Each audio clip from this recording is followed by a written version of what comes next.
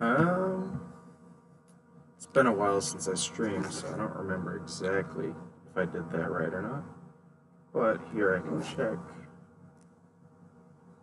And also get the chat up. See if I'm live. Oh no! This is Lazy Damage 3, not 2. I'll retitle it later. It's not like it matters.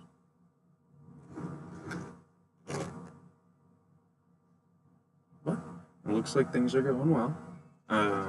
So the idea with gifted Bogles is just Gift of Orzhov as another big enchantment to throw on a Boggle. This is very, very mulligan based, I think. If I get any wins, it's going to be because of a good hand. And I want to try out these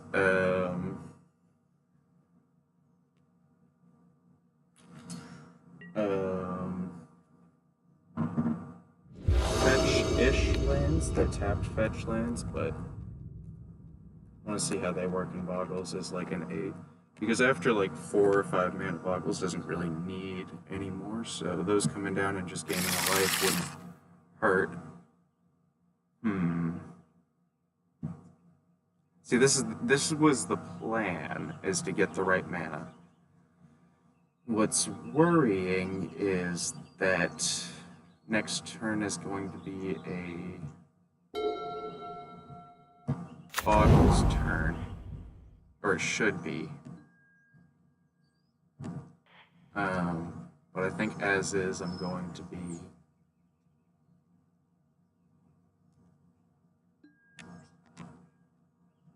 my microphone wasn't even plugged in. That's crazy. So Utopia Sprawl next turn wouldn't net us any mana that turn. So I'm thinking playing. Oh, he's on the same cards as us. That was really loud when I pushed the headphone jack in.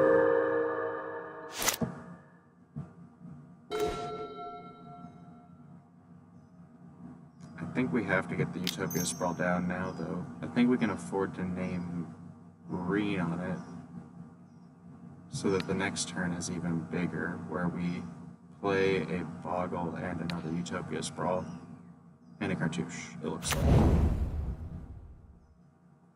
Oh, no. Yeah, we can with the planes. So this first one's going to be green, even though I don't like Utopia Sprawl. My whole justification of it in this list is to get that 2 white and a green setup.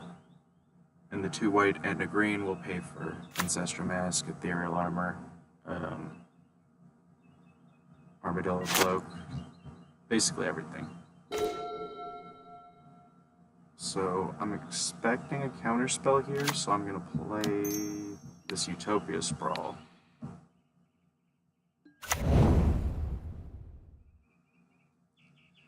And this sucks, but this is going to get countered, isn't it?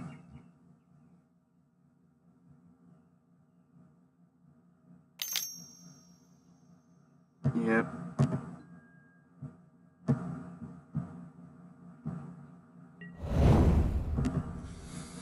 And now I concede if I don't draw another Boggle.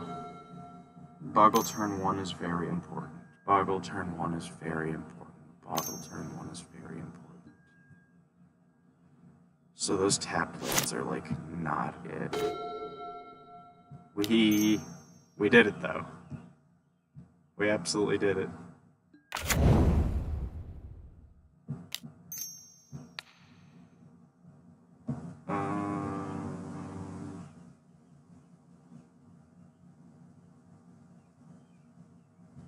I think we want him as big as possible this turn. Although putting another creature on the field would have been good too, but I don't anticipate an unsummon or a... not unsummon, but the one that we both return a creature to our hands.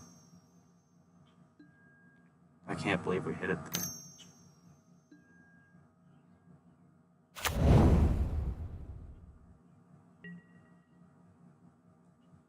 And And our opponent is struggling, so we're just going to do as much damage as possible.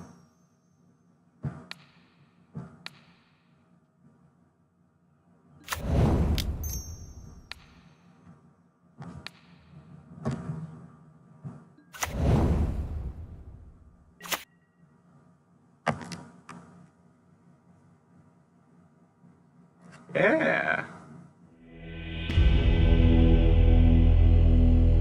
Well, that was nice. I don't know what to expect from them besides counters.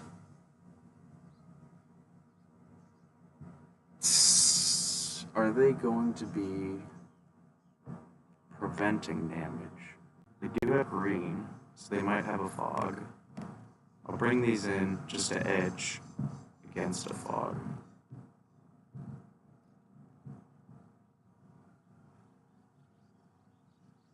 I'm guessing that they just did not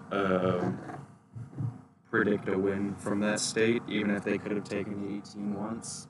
Maybe they would have to fog every turn for the rest of the game, and that doesn't seem feasible to them or something.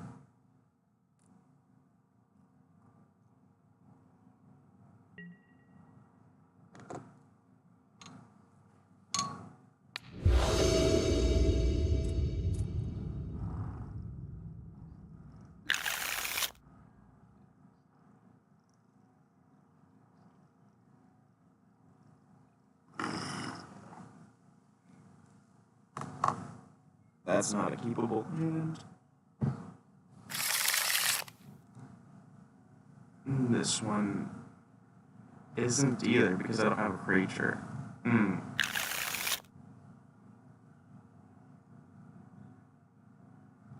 This one desperately needs to draw lands, but it does have things to play. 2 cards, 2 cards, 2 cards. One of the Rancors. I might need both of the Bogles if they bring in Edicts. Yeah, there's black mana.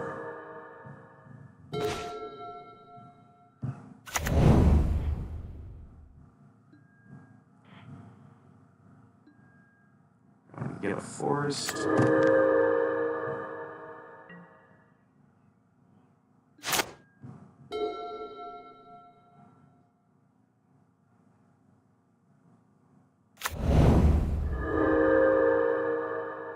What might be interesting is instead of those tap lands, that's nice.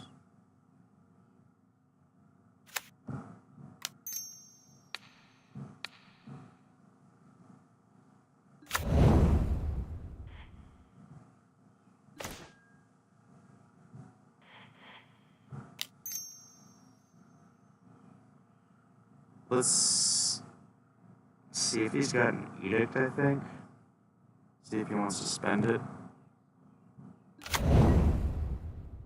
But I wasn't predicting a lose Spell Pierce. Is that the counter unless they pay 1?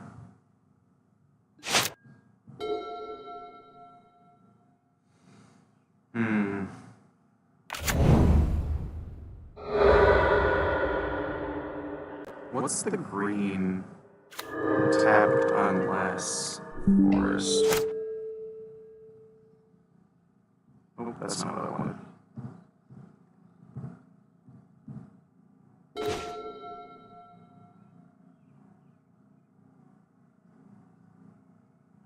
We are going to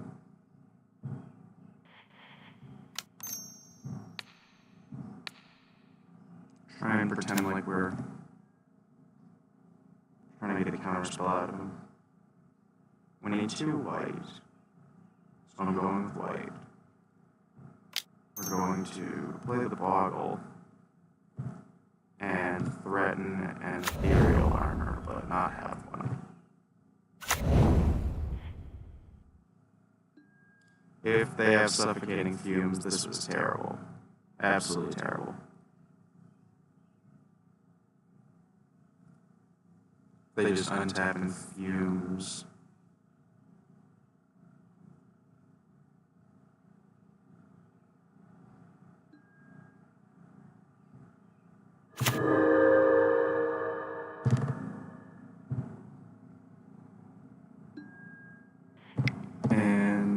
just on the off chance that he's got a fairy, because we're playing against a weird deck, it seems.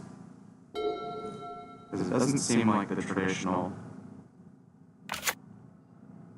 cycling setup.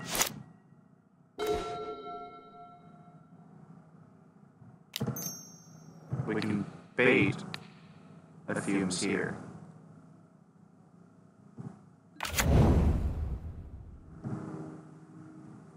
He didn't take the bait.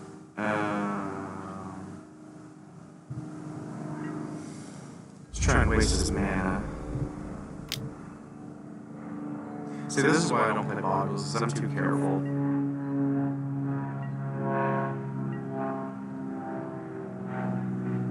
Well, we've wasted his mana.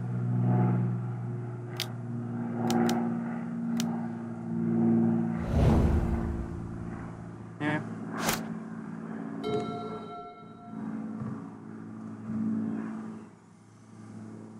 I forgot to put that back. Jeez, I'm awful at this, huh? 5 mana. They gotta be on some kind of brew. I don't quite get the cycling, but...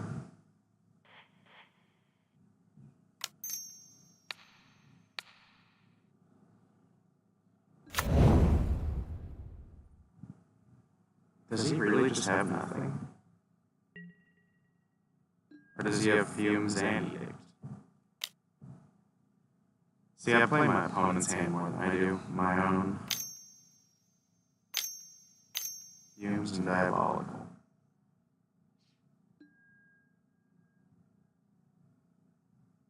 Okay.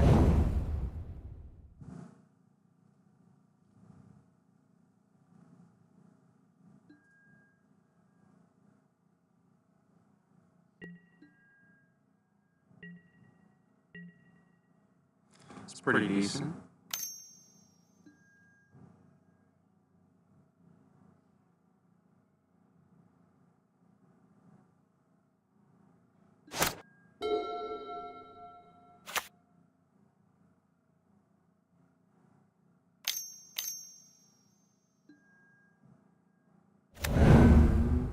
That's gonna be something.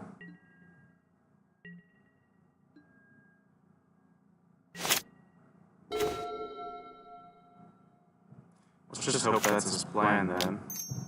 And this will work.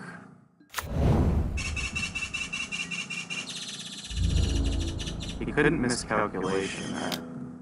So maybe that's what he's got in hand. Got another Forsake the Worldly. Wilt.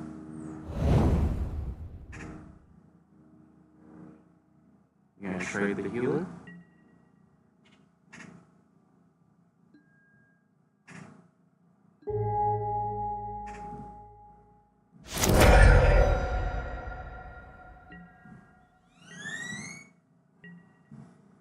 Still predicting miscalculations.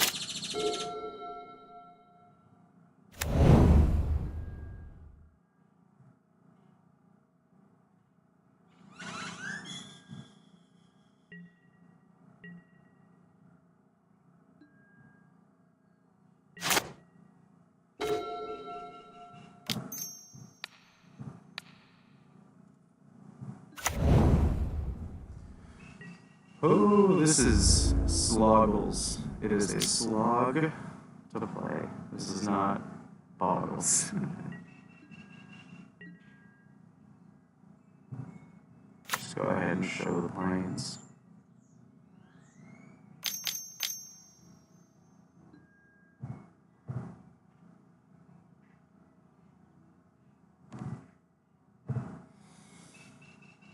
Green Divination. With a mountain, so he's got some kind of board wipe, I guess.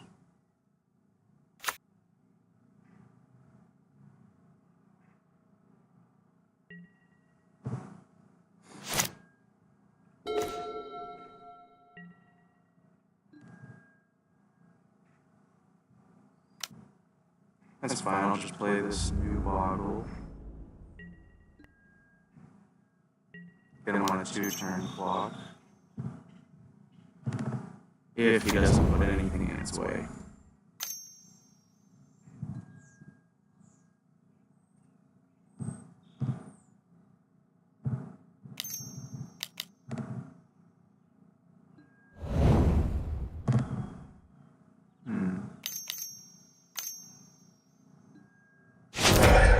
Finally.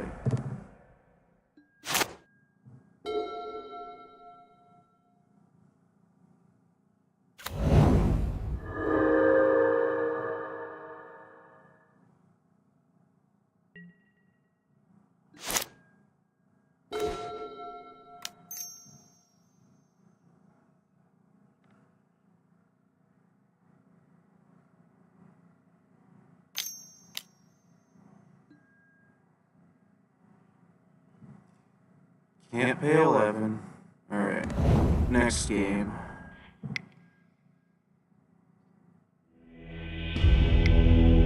I don't think I need the flare paints though, so...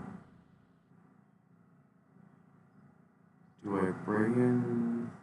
No, he's got targeted removal. At least in the spark. Maybe he's got something else. Can't imagine. I don't know what else is cycling on. It seems to be what he's doing is just playing everything with cycling. I like this because it's pretty good. I'll do that before we can ever get this calculation on her.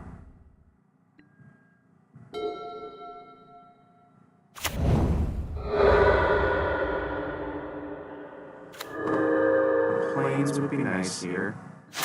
Even Ash Barrens would have been better here, which is very interesting. Good to note. Abundant growth with Ash Barrens is pretty decent.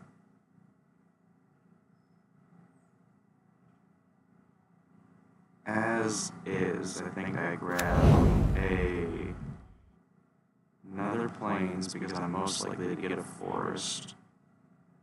Or grab a Plains. And then abundant growth, this one.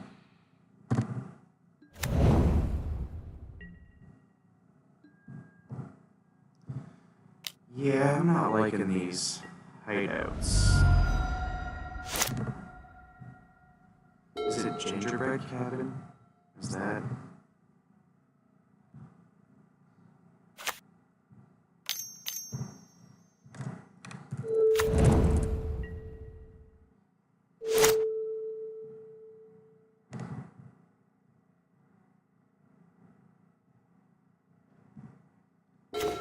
And I think we play it safe with the cartouche and the ethereal armor. And then the next turn start gaining life on him.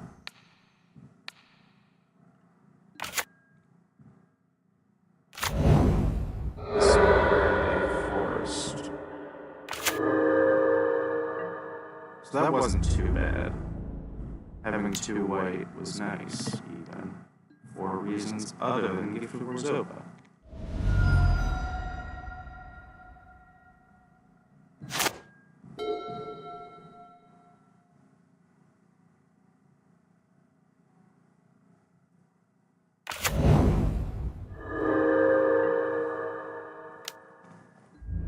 Yep, 2 damage.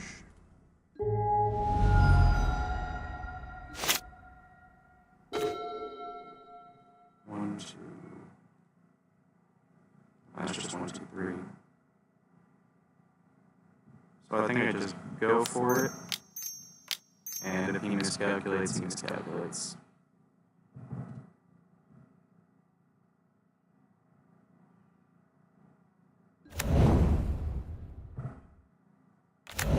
No miscalculation though.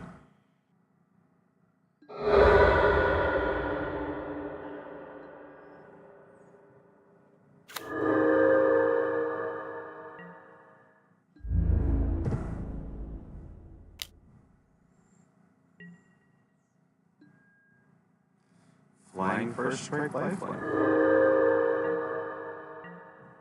That's a whole lot of card effects. And he gets... What does that do normally? Hey, there's his, well, that's with flying. Target? Yeah, everything targets. You gotta go to real old cards for choose. Choose a source of damage.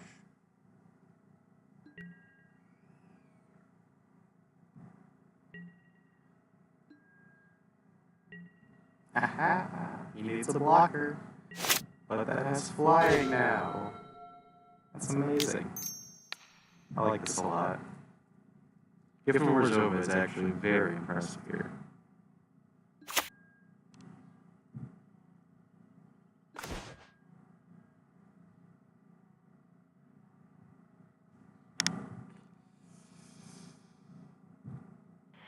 I think I go for it because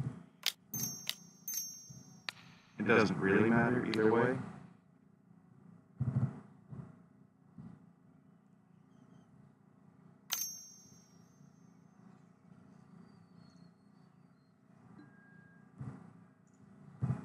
Alright, there's a cycle.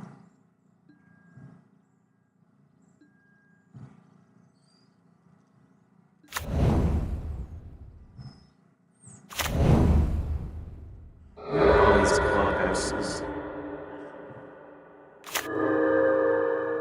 That's all I can combine between a storefront, a hideout, and a courtyard. I don't remember what the other ones are. I'm pretty sure one's at a plaza.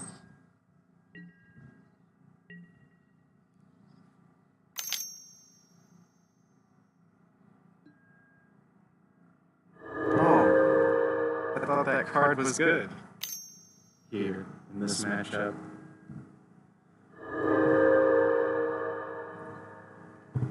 If he takes out the ethereal armor, Blade for Scout is still a 4/4 flying lifelink first strike.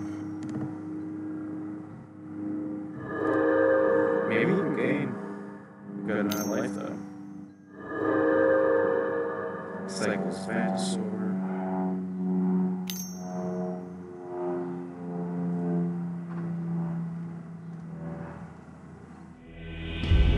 And sees the game.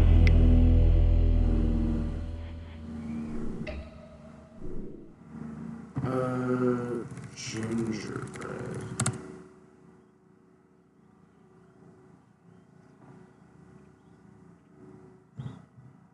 Quantity 0.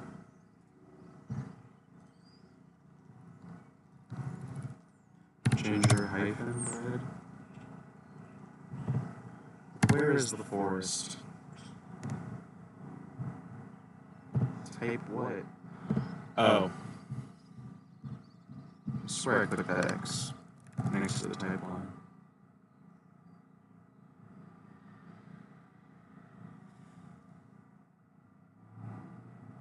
Three's too many. I thought it might be able to be the third. And the food token really isn't anything. At least here in this list.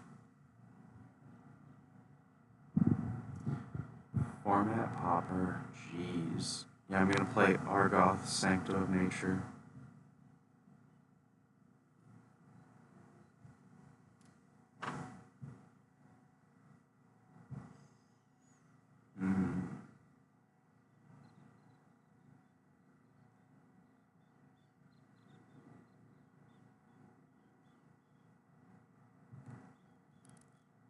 Ooh, show versions separately. Jeez. Alright. Allow white and colors. So, forest abundant growth makes Ash Barrens pretty viable as a just come down and untapped land. I was thinking though, with Utopia Sprawl, the dual forest and plains might be pretty interesting.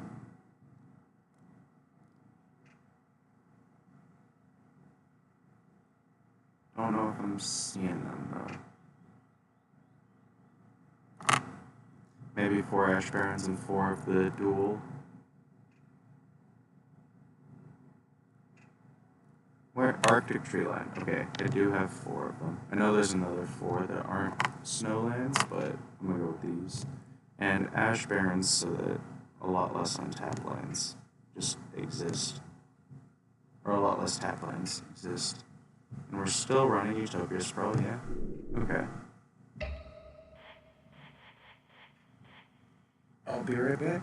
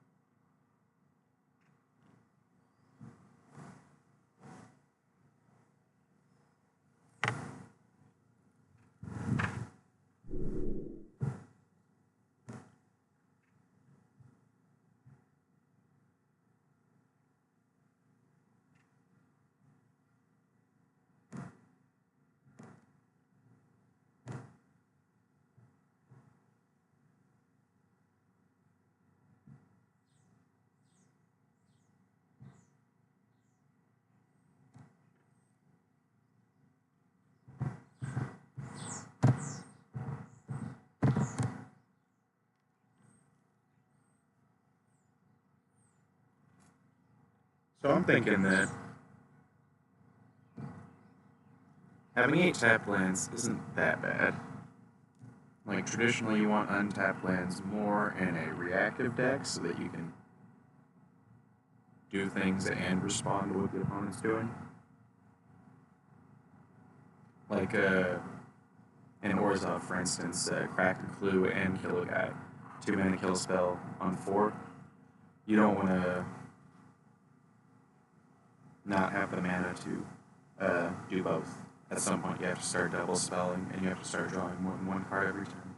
Otherwise, you just get run over by anything. Bogles is the anything that'll run you over.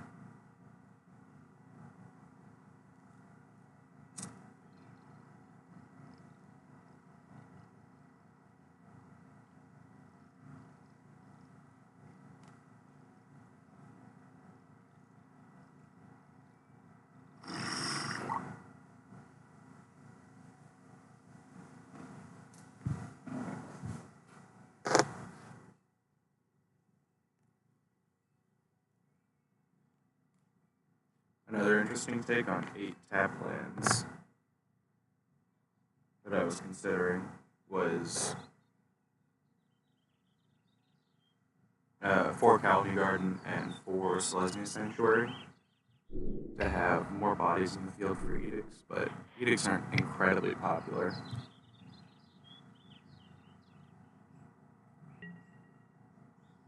Let's see how these straight tap lands work.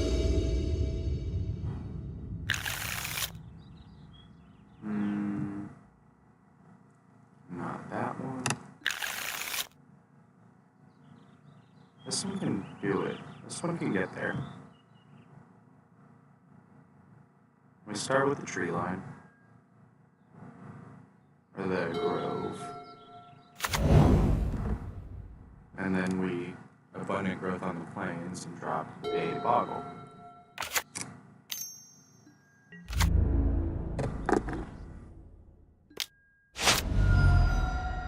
We have 2 white, and now we have a green.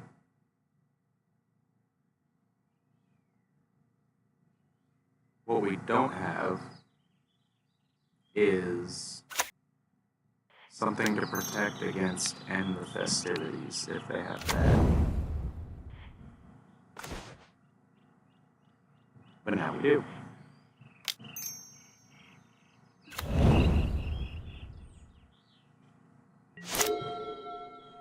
It would still be better to get Ethereal or Gift of Orzhova or Armadillo Cloak online next turn. But Ethereal Armor is not going to be bad.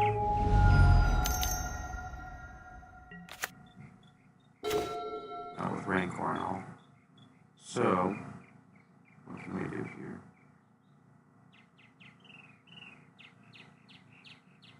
One, two, three, four.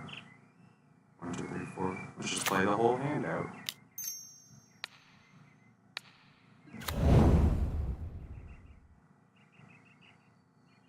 Just go ahead and say green for the sake of it. So this is green, green. Glade Clipper Scout. Rancor. Real armor. And then we have to decide if we're like on. Are we dealing more damage than them, or are they dealing more damage than us? And I'm not sure. I can block the Swift Spear one time.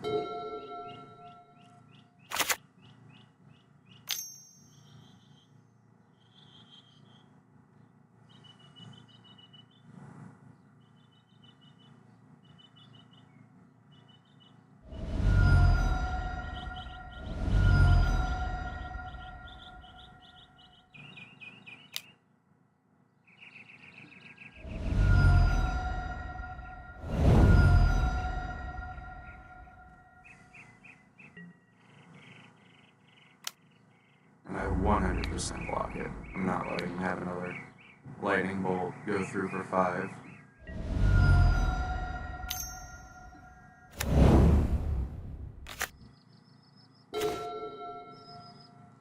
Cartouche is one of the things I was considering that will let me attack in. And I have Trample, so it is relevant.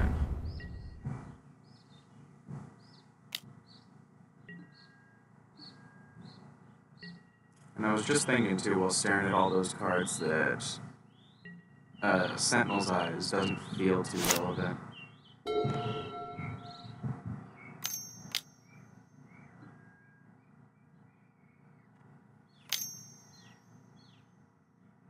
We find out right here if he wins or loses, based on what that other card is.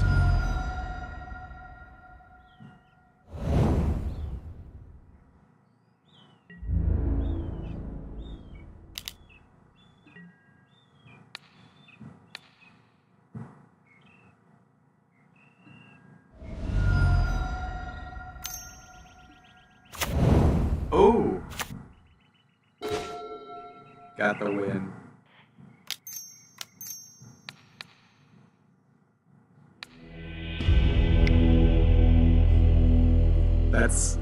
I really wasn't expecting that. Now we can do this for basically maximum tilt.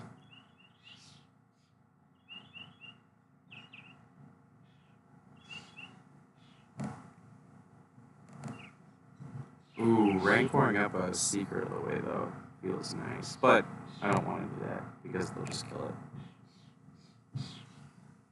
The idea behind Seeker is that they just have to deal with it, elsewise me building my Bogles will make Seeker big. I don't know, maybe Seeker's really bad here. Hadn't really considered it. Just kind of threw him in last minute as like a thing. And that's keepable. We're going to toss back. Ooh, this is rough. I mean, if he has End the Festivities, he's getting us either way. And I'm pretty sure he brings all four in.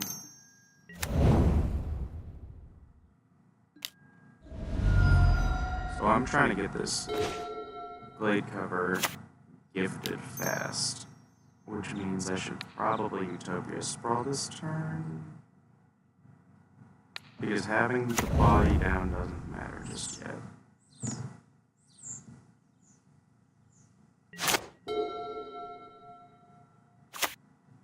Like if I get a tap land next turn, I can play out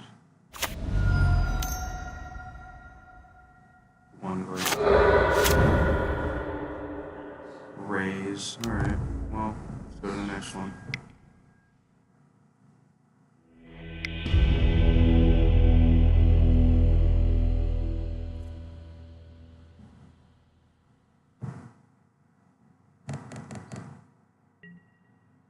I don't know if that submission went through.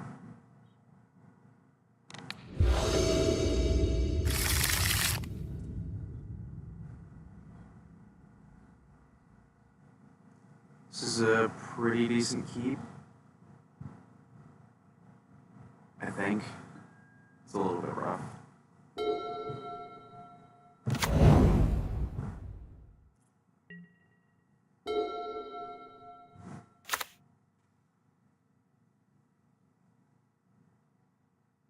Nah, always got it. Always got it, every single time. No. Not even an epic here. We're gonna play this and enchant up this one for an additional green since they can both produce white.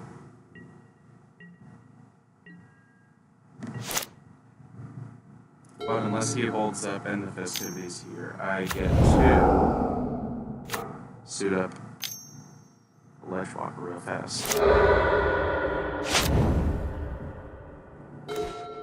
Okay, well I don't. Alright.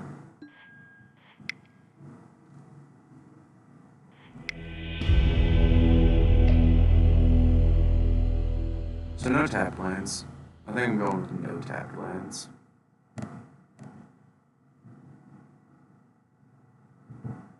I want 4 forests though. And enough I want 4 plains and then enough forests so that makes 16. Remove the subtype. Just go for Ash Barrens.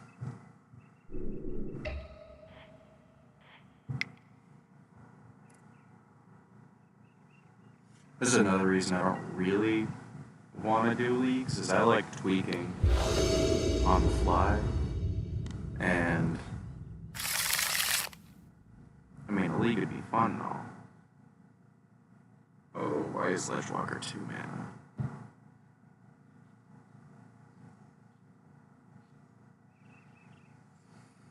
Yeah, it's alright. It's better. I don't know if it's better. I'm not good at Bogles.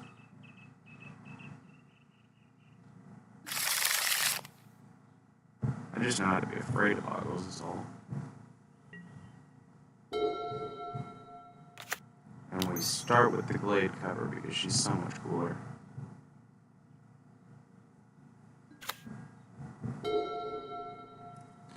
We theoretically have 2 white.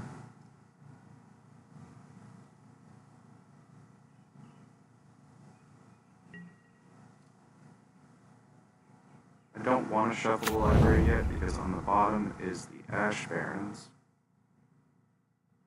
I know for a fact there's no way to draw 1 of 3, but yeah, okay. Because I want to hit 2 planes, I'm going to play this out.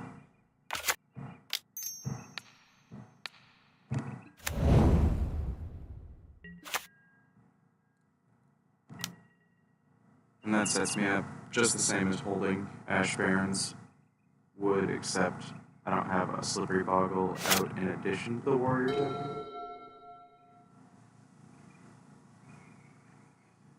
That's one of those situations where I really like having the option for a top tap land. But,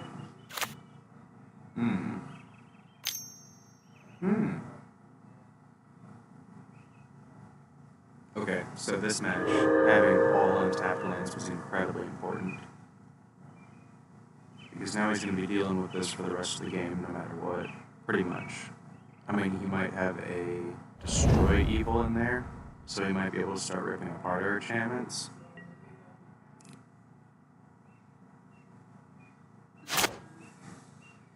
Yeah, he's digging deep for it, too. So let's play the second Forest.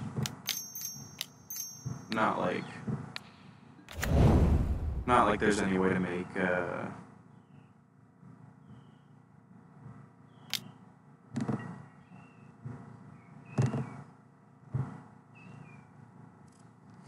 Watch, Mutagenic, Untapped Swamp, Chainer's Edict.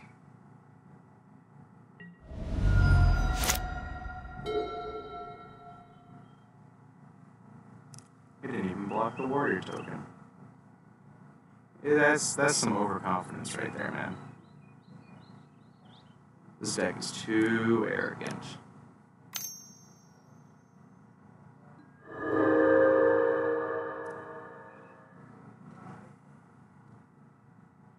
Really glad he couldn't block the Glade Cover Scout, though, because getting that early damage in is important if he starts.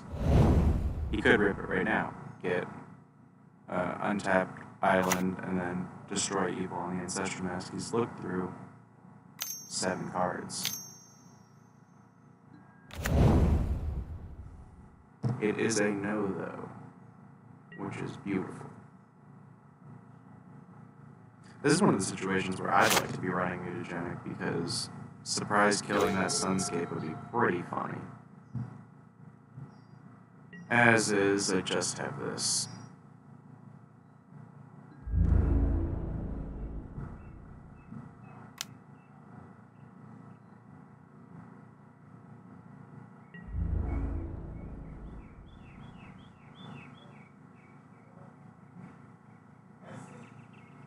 This is a pretty bad turn for me.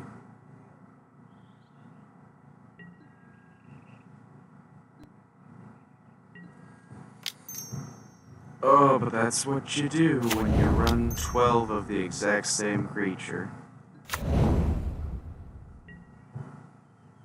that's what happens.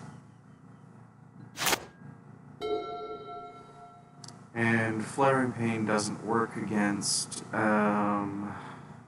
Stonehorn Dignitary, so if he gets that set up now and then starts ephemerate it, we're pretty much locked out of the game. And he was right to be arrogant and not care about 4 or 5 damage.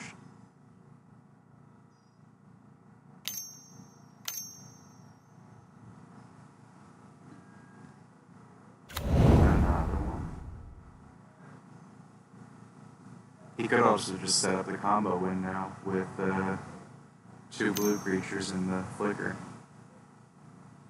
Invoke a Mole Drifter just to draw 2. Yep.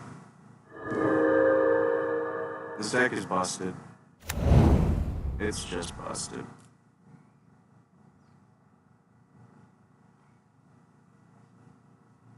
See, I count Preordain as kind of like a draw 2.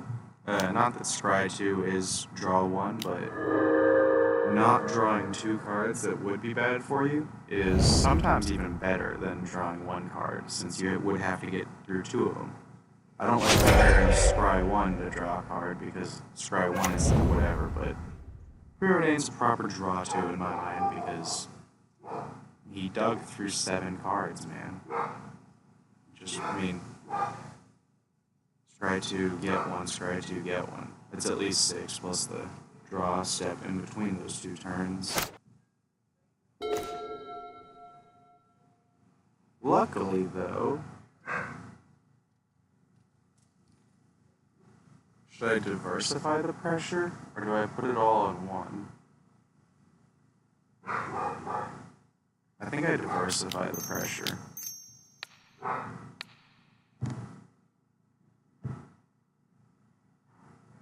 And he's kicking himself for not leaving up counterspell.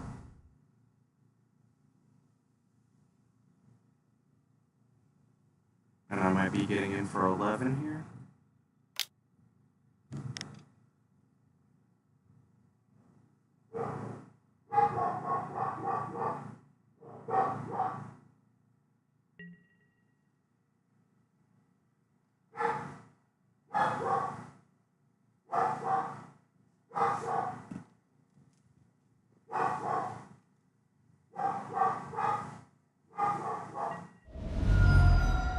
You know he hates to see it. Wow. He really does have the combo win.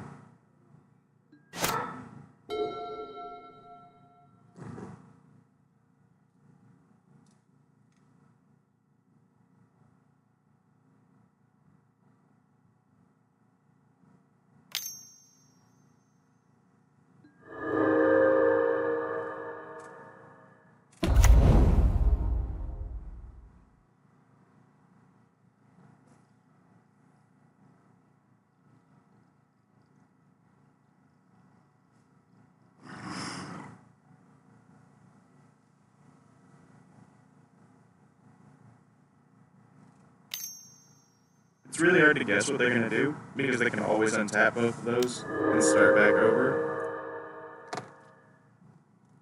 Snap is functionally time walk a lot of the times, just based on how much draw they already have, so that drawing a card up from the turn doesn't really matter, and then spending 1 mana to untap and make 3, yeah, there's Snap. He's already back at his starting mana for the turn. I don't think he's played a land yet. He even discarded an island, so he's about to toss down another one for sure.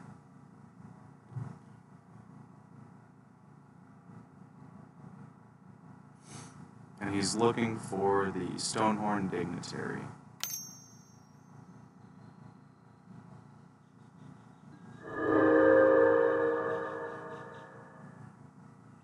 Good thing Stonehorn's a white creature, because unless he's got another Snap, he is running out of mana.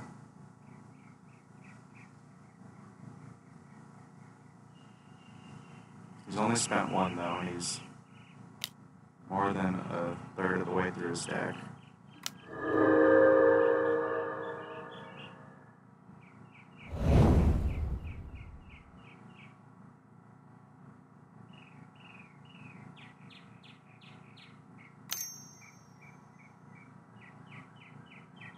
One saving grace is they have to win through beatdown.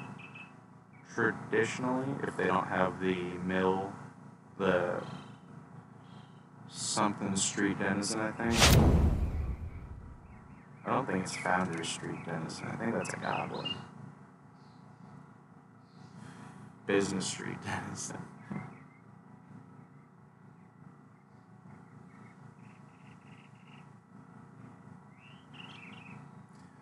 Blue is just too good, man. Oh, Jesus. That's a rare sight.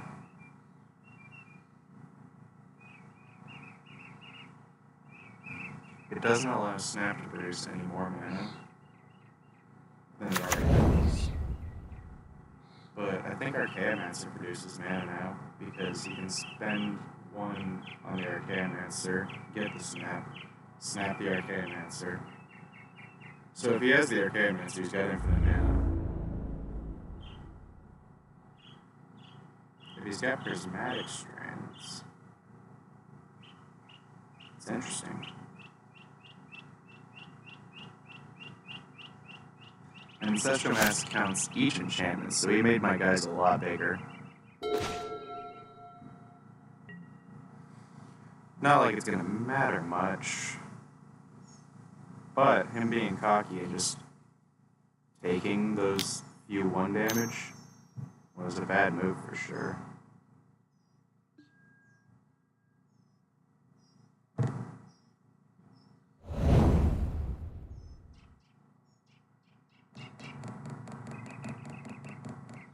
Oh well, he wants to spend his time doing this, I'm gonna let him spend his time doing it.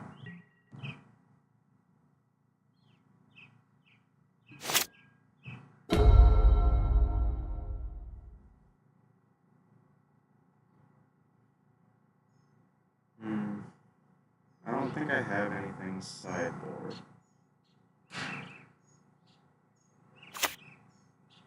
Standard Bearer might mess with Snap a little bit.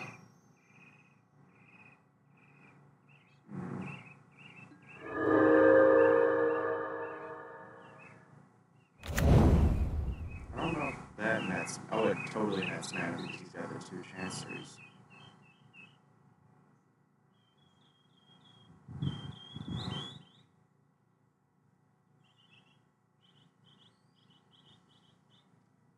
Look, I think we just need to get out of here.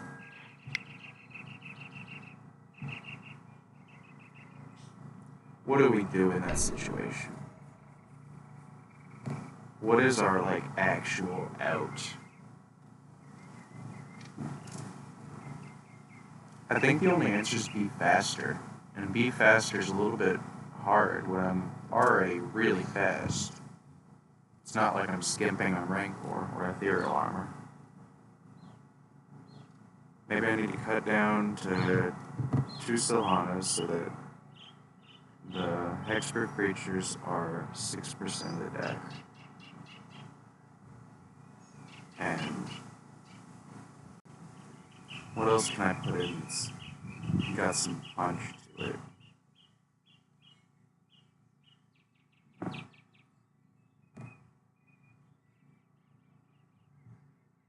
What?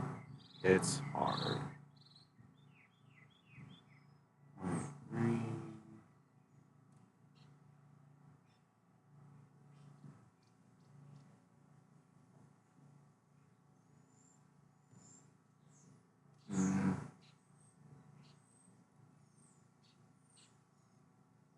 At this point, I'm almost willing to consider 1 hard even on an enchantment, because I was considering Bone Splitter for a second.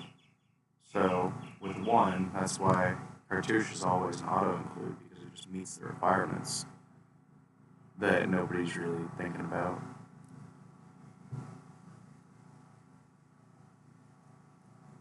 Grasp of the Hieromancer. Whenever this creature attacks, tap target creature defending player controls.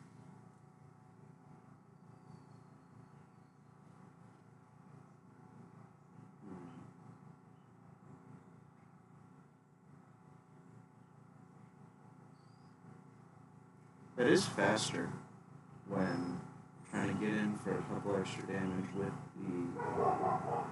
If they play a good blocker and I don't have like a Rancor. It's interesting.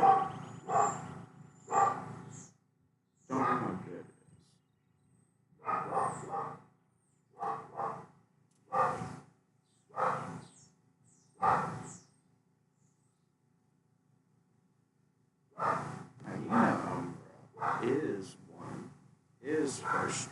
so it's very cartouchy.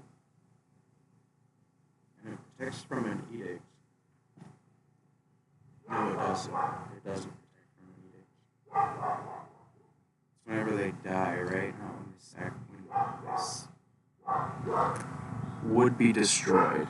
Would be destroyed. Does not care about edicts. Lash knife. That's just first strike, not 1 power. Lunarch Mantle.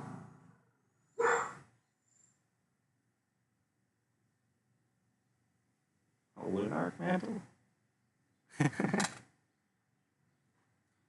Lunarch Mantle? It's a little bit funny, but I like it. +2/+2 is kind of a lot. Whoa.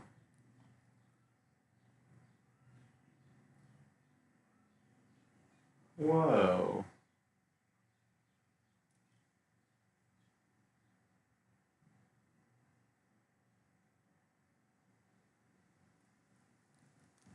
Stays in training is +1 and it draws a card.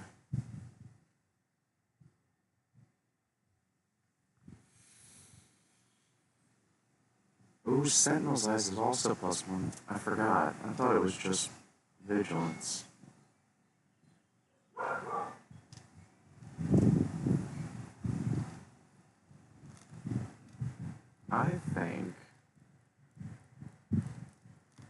I think Lunarch Mantle deserves a shot. Just one chance.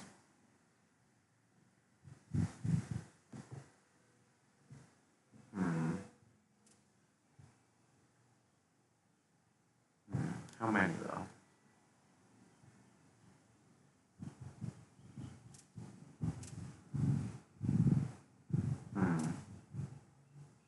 That's a really hard question. We're moving even further away from the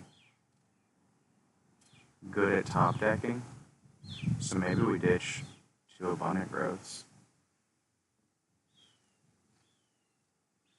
That's ridiculous, though, when we need 2 light like that.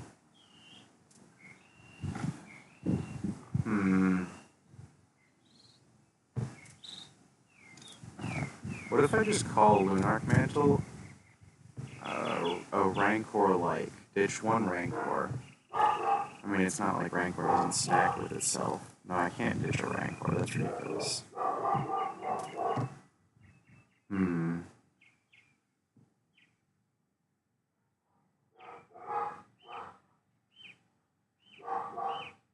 Gift of Warzova? Lifelink doesn't stack with itself, but Lifelink and Armadillo Link do. So I'll try that.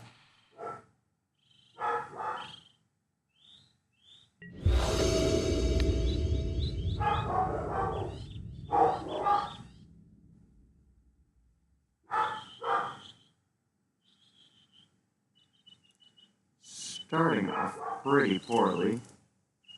A single land here would make this pretty good, though. That's ridiculous. That's so upsetting.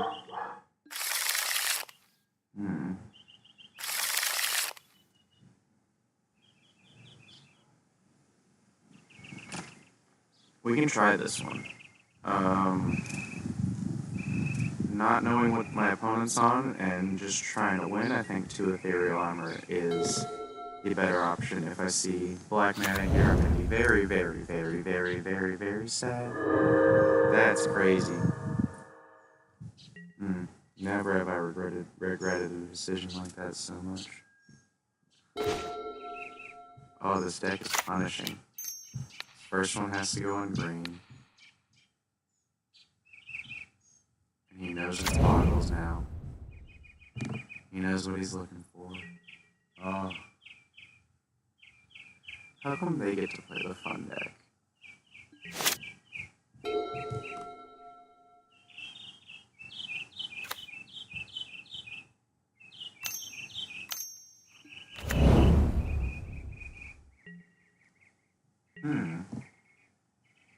Oh no. Another creature you control. Alright.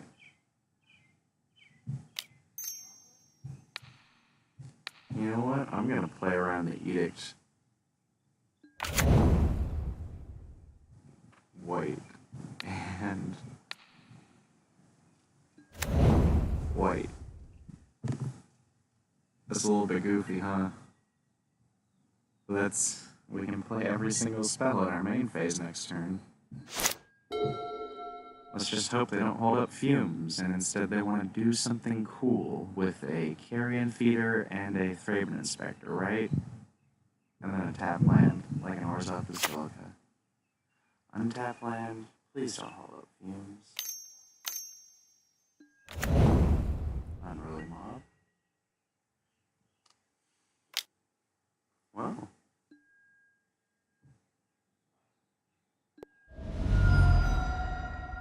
I think we're pretty good then. Unless he has untapped black mana and 2 edicts. We can fire this off. Or the 1 mana. I don't think there's a 1 mana instant speed edict.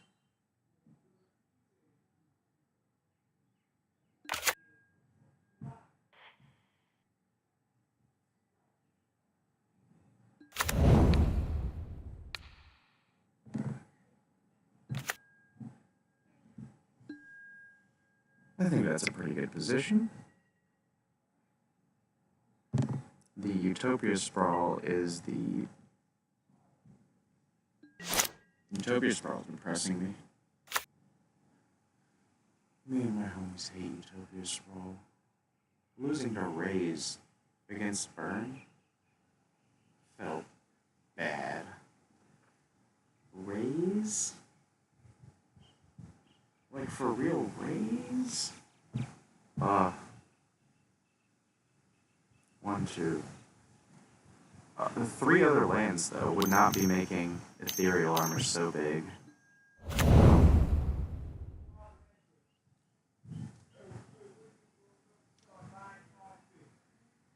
I guess I'm just playing against a Brew here.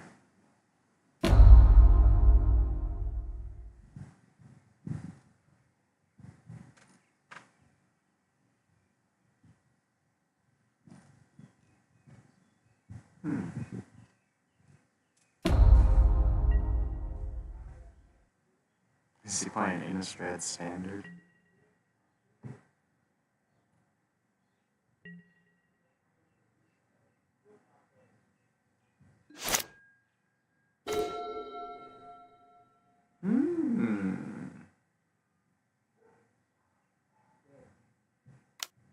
We have 2 white.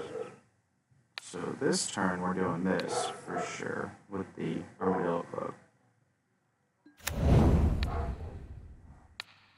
But it sure would be fun to show him Gift of Orzhova.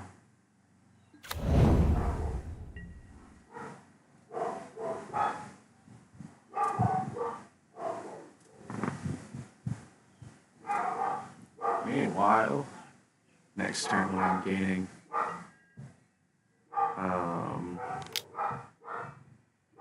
I think it's going to be 42 life with the 2 separate triggers that do stack together. So maybe 2 Gift of Orzhova is the right call. I'd still absolutely love to see a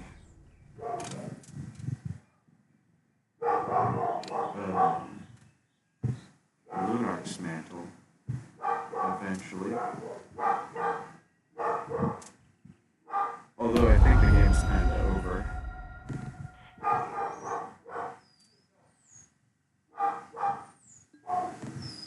Like I said, unless he's got 2 edicts. 2 edicts would still make me weep like a baby. But I do have a lot of life. So I could sit around for a long while, not worried about nothing.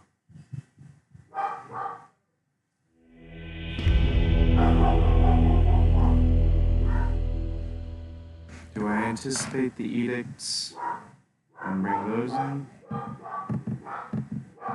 And ditch the Orzhova and the Lunarch. Just anticipate edicts. Maybe he has the we both sacrifice so that his guy grows. Maybe he's playing Beetle and Unruly Mob. And it's all about sacrifice and not about Carrion Feeder. Although Carrion Feeder's still good there.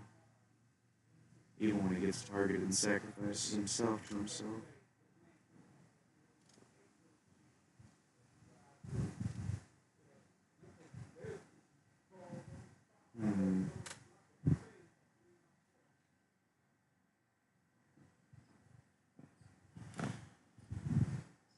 Oh, he's got me thinking about fun Orzhov brews.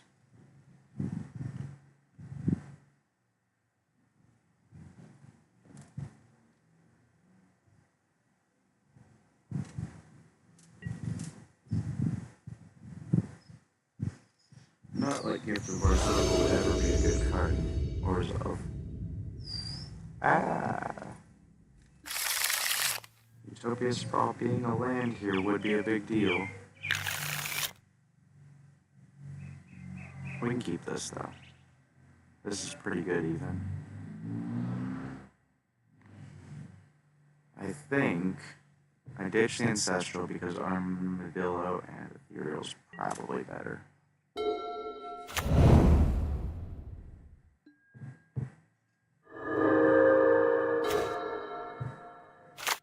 Turn one, we definitely go for the Boggle though, so we can Abundant Growth and Ethereal Armor next turn.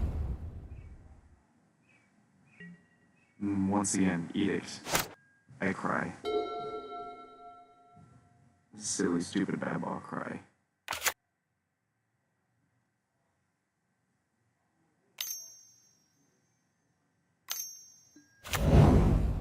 Alright.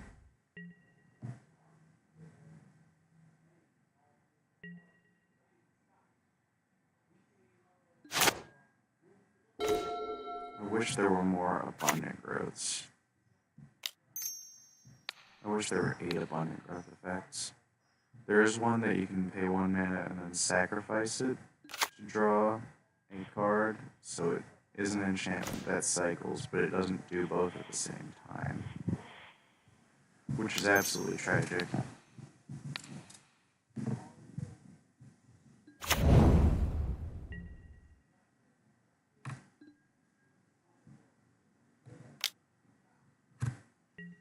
Bogles is a very, very weird deck to build with because you need the Bogles like a normal deck needs lands, and you only really need one of them, but 2 of them is better against an Edict.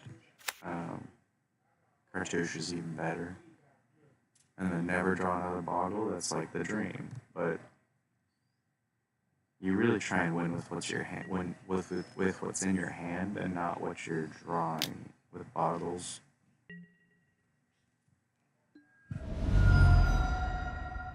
If you're empty-handed and you're not winning, you're probably already lost.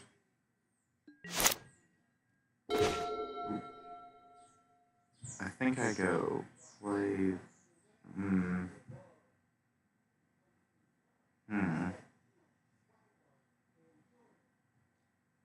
I want to cast one of the 3-mana ones. And that leaves me unafraid of fumes, so I'm just gonna go for it with the better one. It's not the better one. The other Ancestral Mask would have been better there.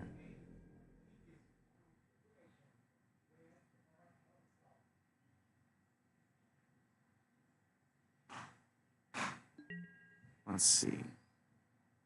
Ancestral Mask would have been.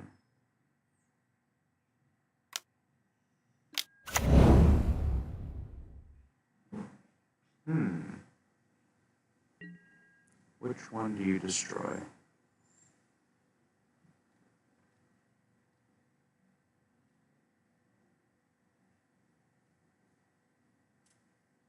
I love Cathar Commando. That's a really good card in my estimation, and I don't see anybody playing it, and I don't have a good reason either.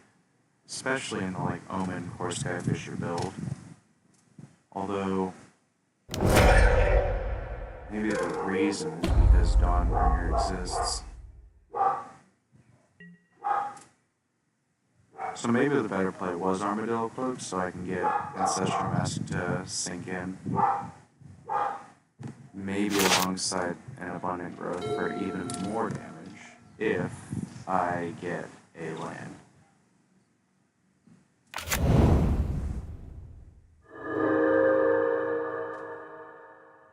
As is, though, I really want to throw this Abundant Growth on the Ash Barrens. It's already performed its function as an untapped land, which is phenomenal. And Abundant Growth will unlock its ability to be any color, which is even better than colorless. And then we can cast Gift towards Ova.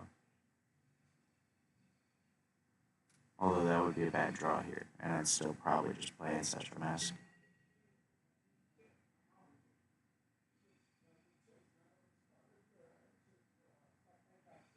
These creatures don't replace themselves, so if he's blocking, he'll be at a card deficit.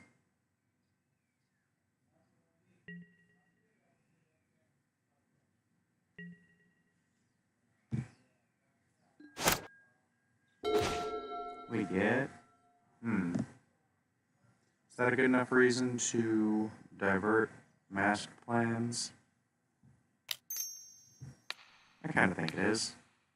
I like it as a reason well enough.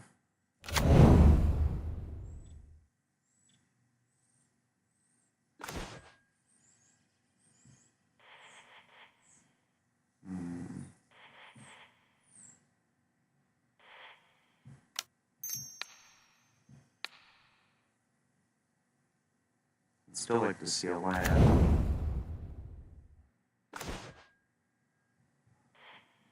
Well, that's pretty good too. If this goes the way of Edict, I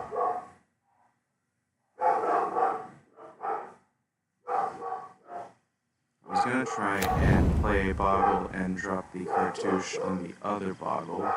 Then I'd be attacking for 6, but I'd have 2 first strikers. Don't know how much first strike matters.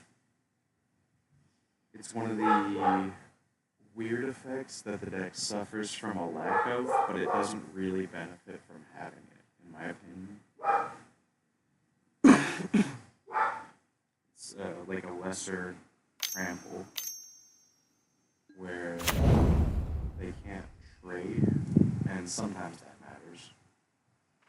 If they got like a 4/4 guys, they could maybe get up to 7/7, and then without first strike, they'd kill the bottom. It might be worth the trade. Might be a 1-for-1 trade. And there's another. Oof, that's bad though. That's whatever. You got it.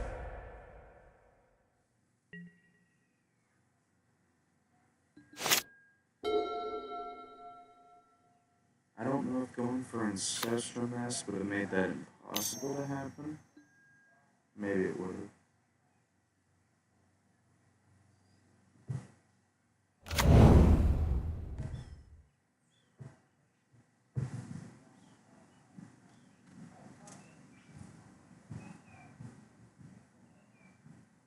I was gonna say, I think you have to play that card second after another card. Then you just back out this creature and just okay. Backups. Oh, that's the one that's on the Cryptomancer. Backup and Hexproof. What does this one get? Whenever this creature dies, put its counters on another creature. Okay. Just this turn. Interesting.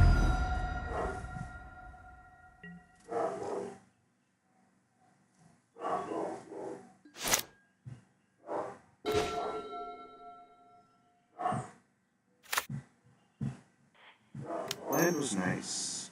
Land was quite nice for getting this threat down. Colors, green, might just have something like what I was thinking of putting in that deck was Omen of the Dead alongside the Dark Mando and Poor Sky Fisher. Maybe even like a 2-of Omen because you know you have creatures. You don't know the opponent's going to have artifacts and enchantments, but it's pretty relevant, pretty consistent behavior.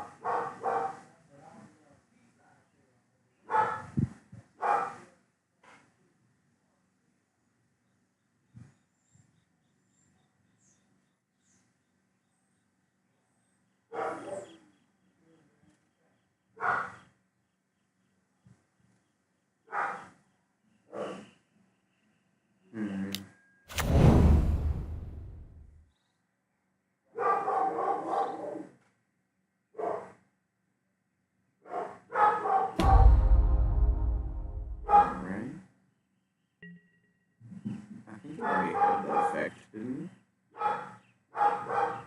he? Yeah.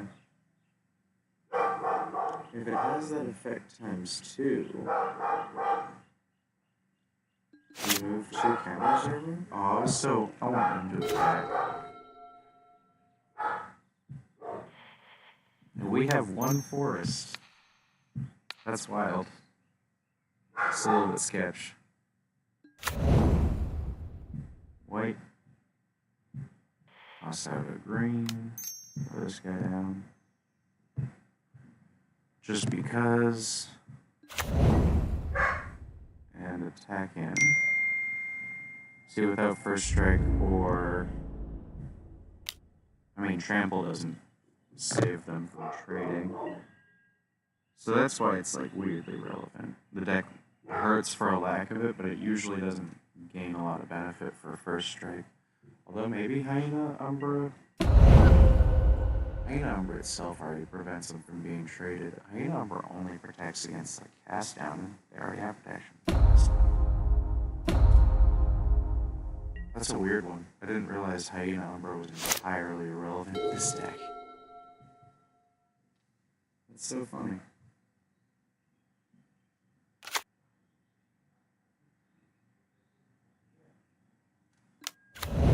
Maybe Hyena Umbra's good elsewhere. Does it resummon it? Does it get its Enter the Battlefield effect again?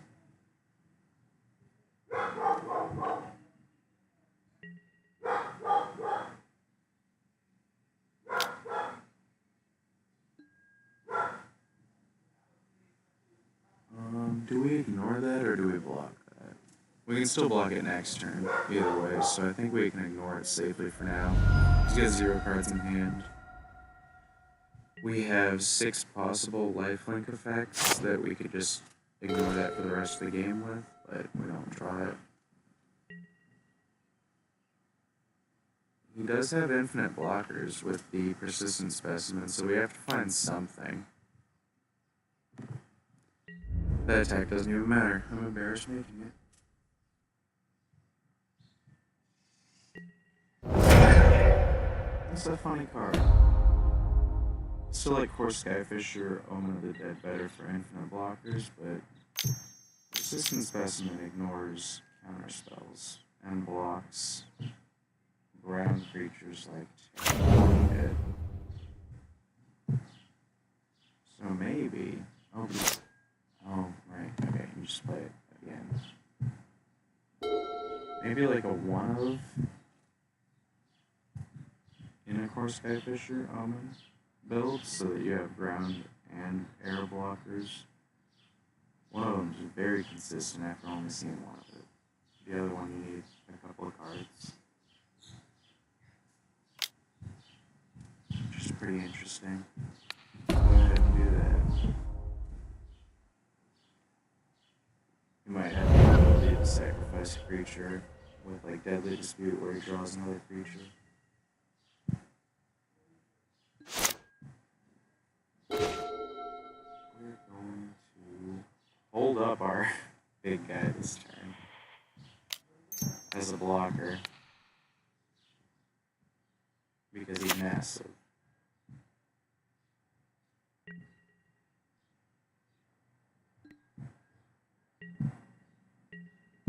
And there's really no reason I had to sacrifice that soldier back there. Sad.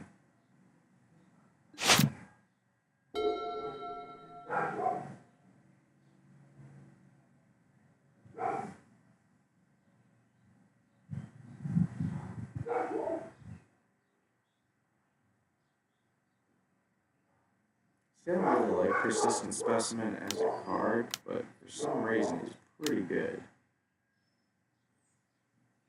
Each player sacrifices a creature.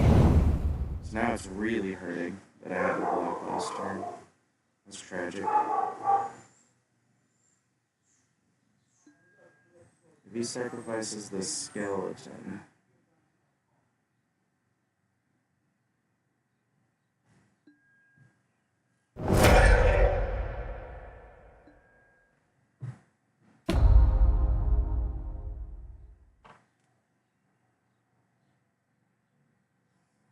Normally I make fun of Ancestral Mask because if I didn't have all of these guys, it would be +0/+0 because it doesn't even count itself. But I do have all these guys, and my guy's an 11/11 for it. So it can't be that bad. There's no way. There's no way that's a good attack.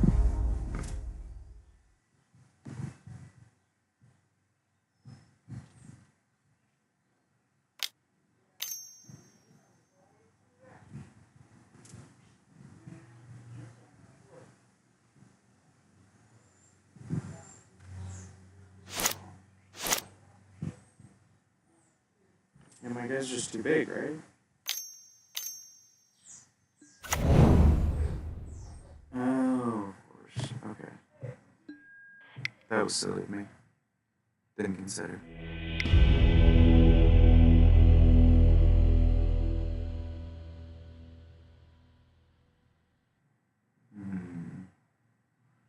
I think I want as many enchantments as possible. Because he really just has a fun time popping them.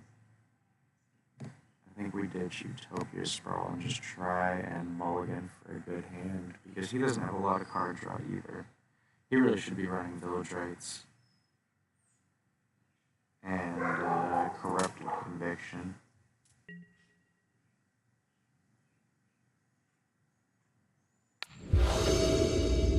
And Patient, not trying to sacrifice everything.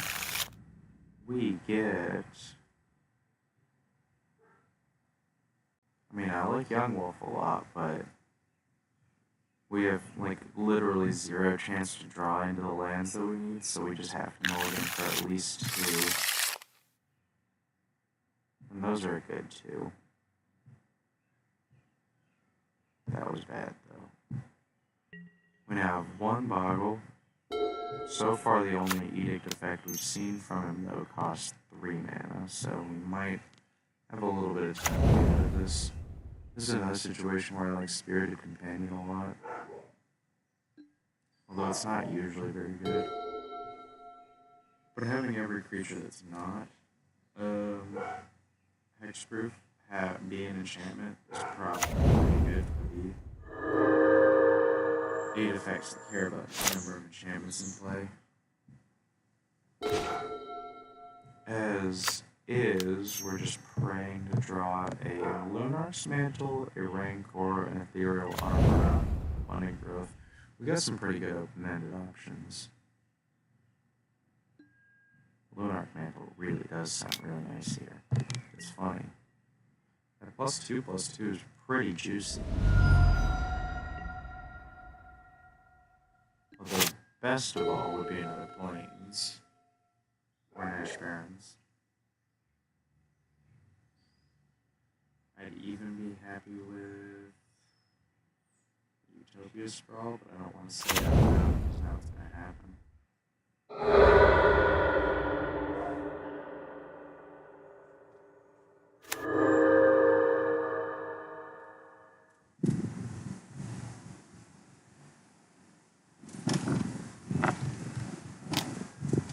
A little bit windy. Hope you can hear me all right. I am validated for keeping both of them.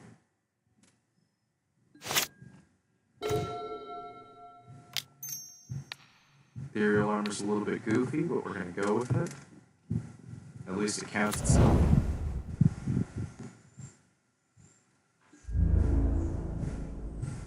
Now we're out of Fume's range.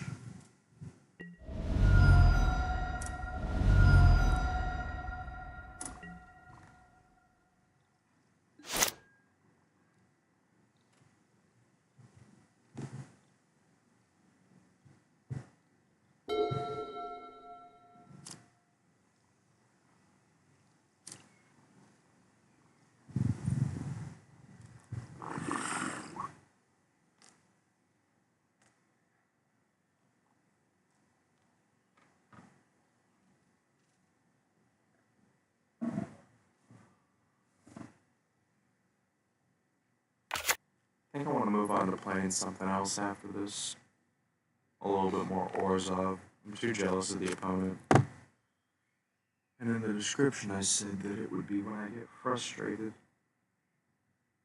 The funny frustration comes in when, well, I want to be playing those colors.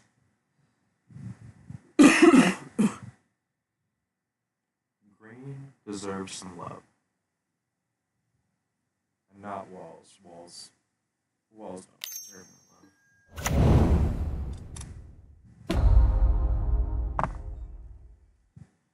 That depends, actually. Walls, Cascade, Secret Door is fine. Walls, Infinite Combo, I hate.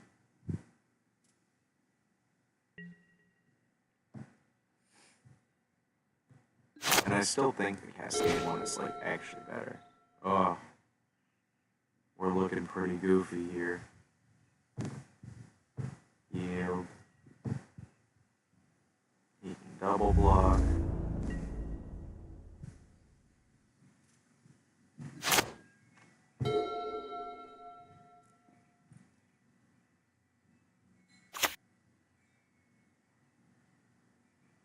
Although maybe I should have forced him to.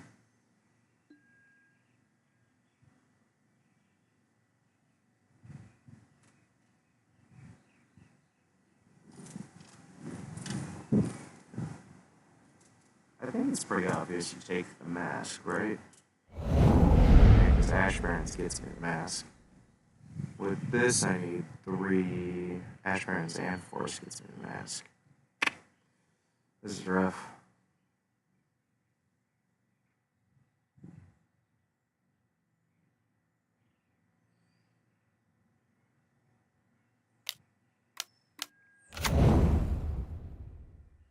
Glad I got 2.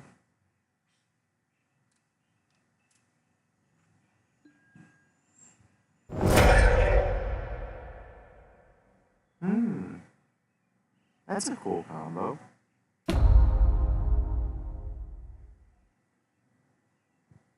Pretty sneaky, sis.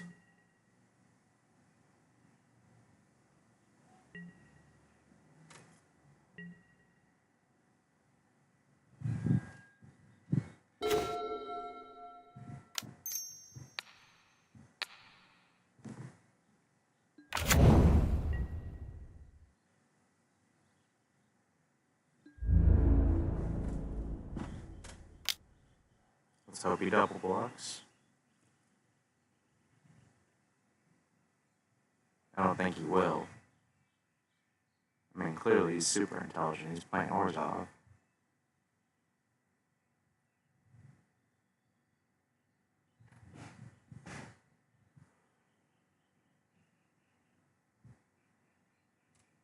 There's no way I'm the person who teaches him the first strike lesson. That's not gonna happen. He's trying to figure out if he can block here. If he wants to devote next turn to getting Persistent Specimen back out.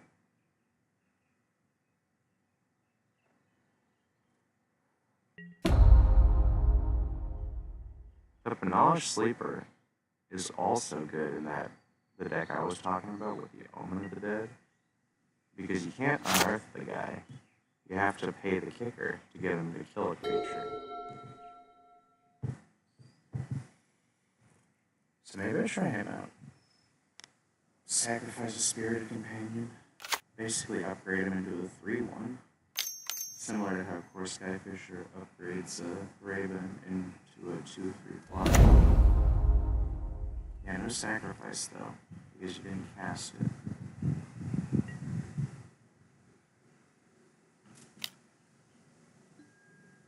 Please give me a Plains. Or a Lunarch Mantle, that would also be funny. Lunarch Mantle would be nice. Oof. It's happened. Alright, I can claim to be too frustrated now.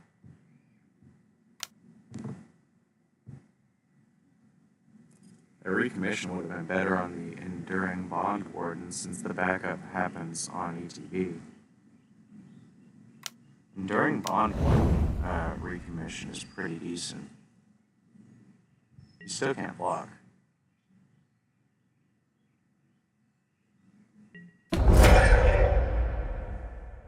Oh no, he really doesn't know about First Strike. Destroy Evil is a card you gotta respect. That one scares my Omen Skyfisher.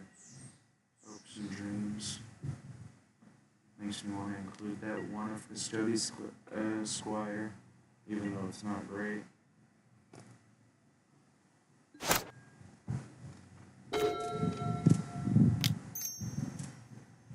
I now have a very good sacrifice fodder, and I can still attack in.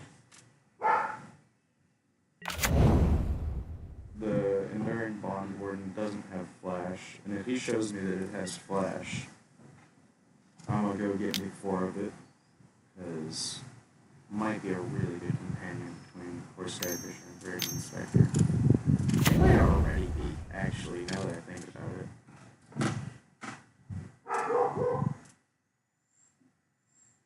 Your opponent's got 3 minutes to win the game, so I'm gonna just let him learn that time is also very important. MTGO lessons, brought to you by me. Poorly. In every conceivable fashion. Poorly. Like, I don't even know if my microphone is what's recording this audio. I'm really worried that it's my computer's audio, and I'm just mumbling in the wind.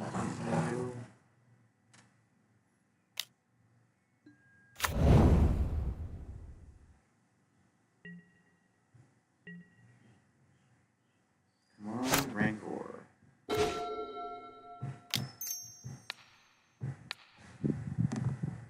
That's something.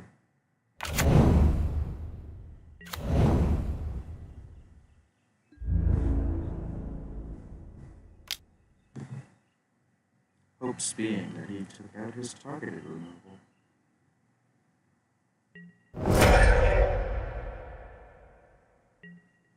He wants to guarantee spend 3 mana next turn. And just juggle me between these two. They both always come into play on tap. I'm kinda cool with that.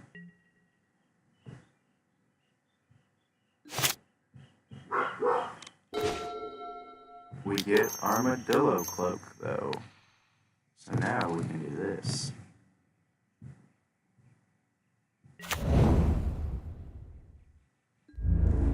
Trample Vigilance? Oh, what is that? Jewel Thief over there? The warrior wasn't attacking as is, so functionally being Jewel Thief is definitely better. Now he gets them both as blockers for 1 turn. But he only gets to do it next turn as well if he saves all 6 men there. Ooh.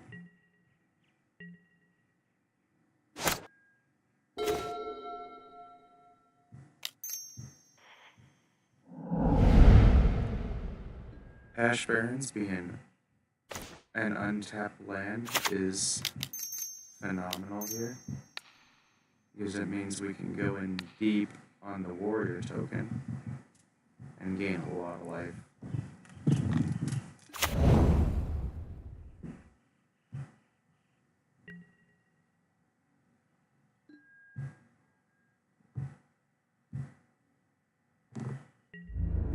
then we don't really have to worry about the unruly mob because we're flying. Trample lifelink visions.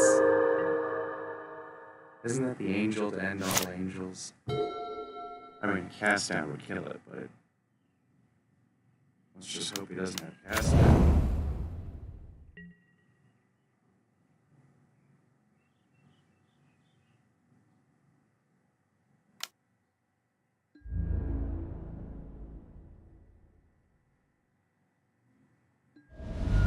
I'm not even trying to help him kill his creatures.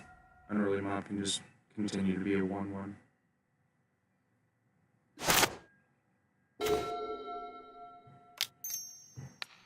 I think this might win. I haven't done the math yet.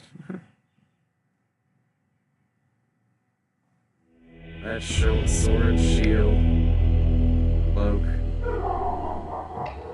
That was pretty good. Alright, I can't believe that was a win, and it wasn't on time. That was a genuine win. This is hard to cast. That's not easy.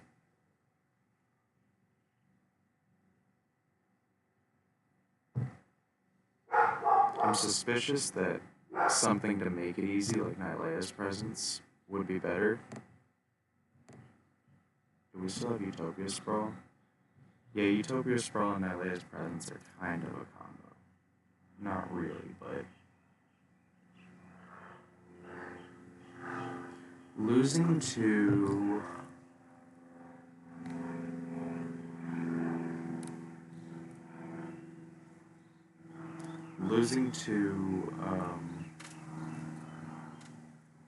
Rays still felt very, very, very bad.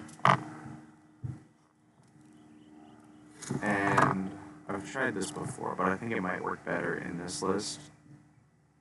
Not too sure. But I'm gonna ditch Utopia Sprawl. With the idea being Urban Utopia and Nylea's presence mean that your goal is kind of to get to 2 mana. If you don't have, like... oh, it's so scary, though. I don't like it. Ugh.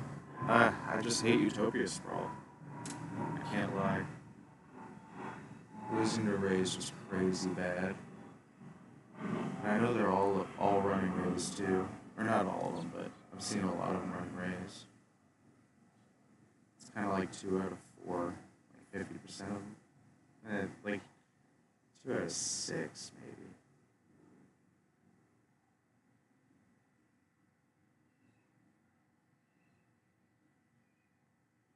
See it pretty frequently recently, though. I saw one guy even going really deep, using Rays and the 1-mana one.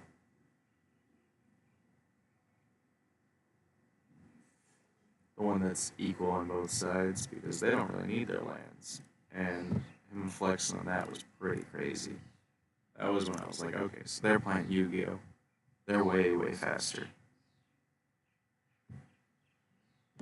So...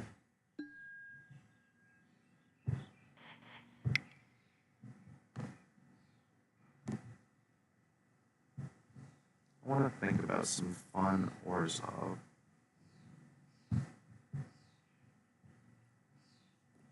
Because I like Orzhov. And we're going to start with the 1 Omen of the Dead. It's a 1-0 because it's like an absolute subplot of the list. It can be counterspelled.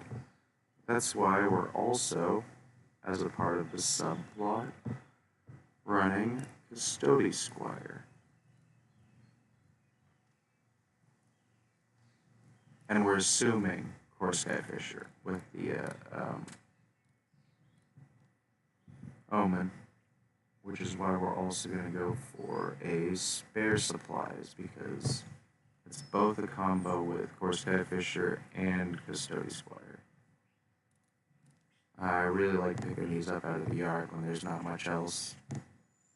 Or like sacrificing one knowing that you've got an empty turn 5. That's gonna be just Custody Squire. I kind of want to emulate that opponent there that we were seeing, so I'm going to go with a 2 of our Commando. And maybe a 2 or 3 of the Sacrifice guy. Because what I like about him is that in the matches where you don't need him as a sacrifice, he's just a 2-mana 3/1. He's Fleshbag Marauder for a discount that is even better against like fog decks. So when you need to just go fast, like, don't think about it fast. He can just be deployed. Where is that guy? What's his name?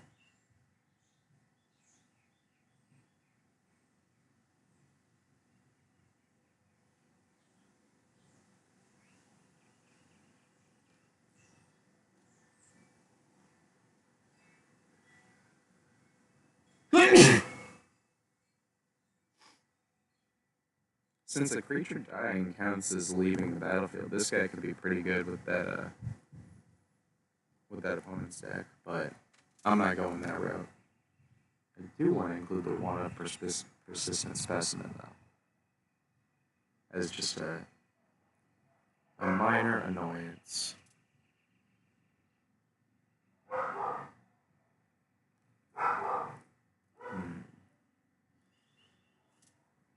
I like Seeker Squire a lot for being a Raven Inspector body or a grounded Core Skyfisher body.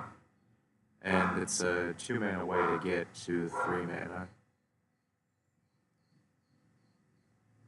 which is always relevant every single game you play. Spirited Companion's just kind of better at that though, because when you're top decking, it's not always a land.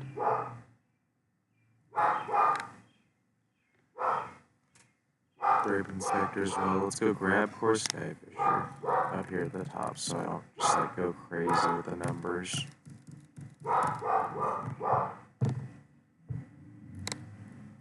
Oh, it's because I was looking for the Edict guy. We're gonna grab a 1 Lone Missionary and we're gonna put as many as we can in the list. Benalish, what's he called? Sleeper, the Sleeper Agent. Okay, now we got 27. Let's get an array of removal spells.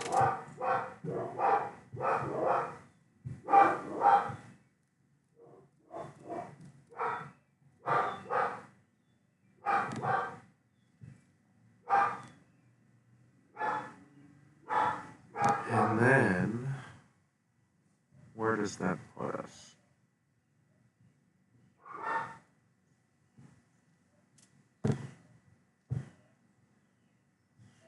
"22 lands and a lot of action, in my opinion.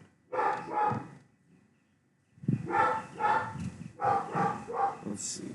Theoretically, these guys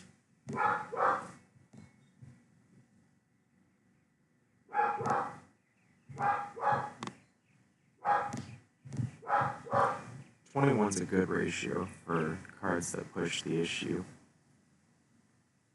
And then, as a reactive set, 17's not bad. This guy's pretty good at pushing an issue. This guy's pretty good at pushing an issue. Lone Missionary, good at trading up.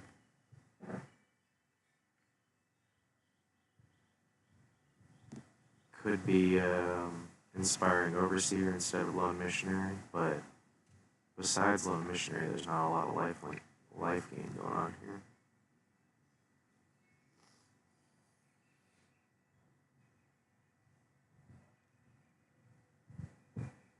And burn is a problem.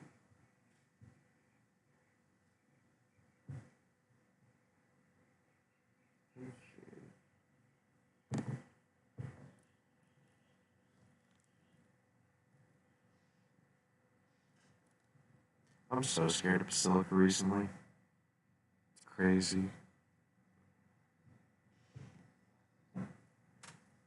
crazy how far they can cow you into control, like just changing the whole structure of your deck.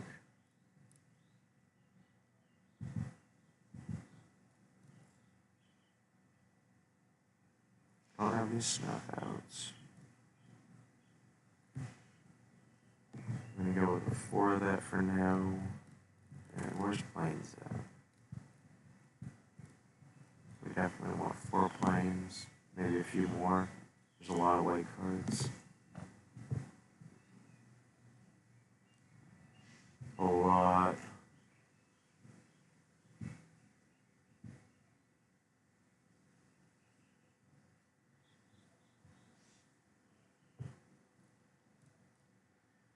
Four tap lands is not bad. I think I go with some Bajuka Bogs so that Core Skyfish can exile graveyards on command. And then we're going with the traditional, right now, white sideboard that takes care of pretty much everything. Kinda, it's not the best at taking care of everything, but it gives everybody a good scare.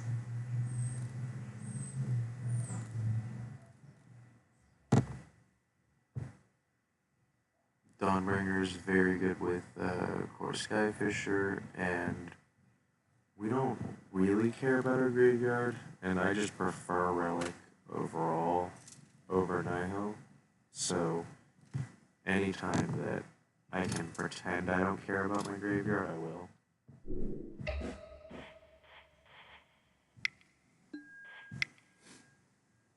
I'm thinking of a few games on this before I go back to delivering.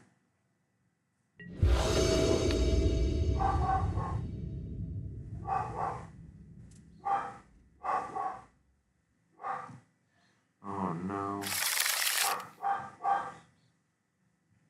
Oh, what's not to like?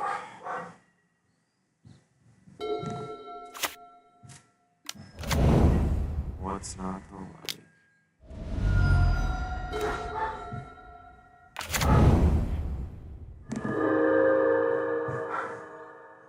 If we could draw a land here, everything would be fine.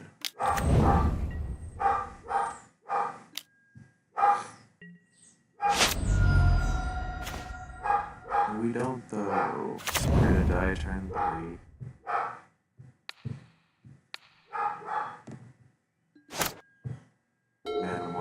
Manamorphose. Lightning bolt for lethal. Oh?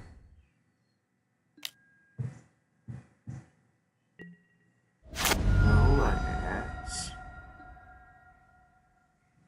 I think I just have to kill something. Kiln Fiend being the scariest. But he might have protection for it.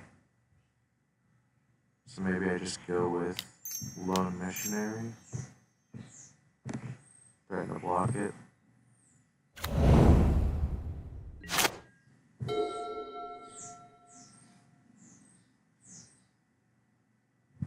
If he had protection, then my whole turn would be forfeit, so playing Lone Missionary is a little bit in between forfeiting and doing something, so at least it gets me to the next turn.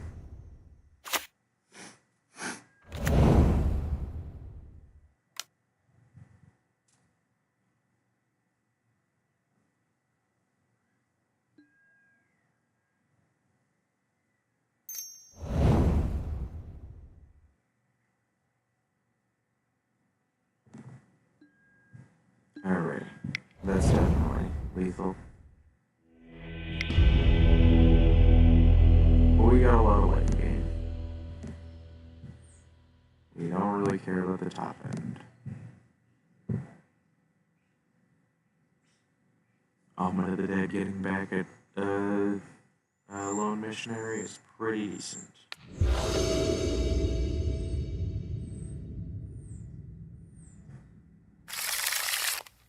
Oh, beautiful.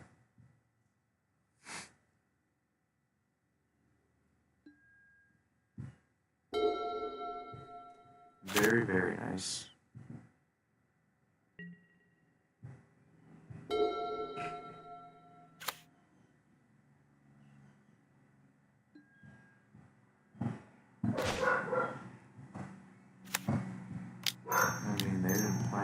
on, so yeah.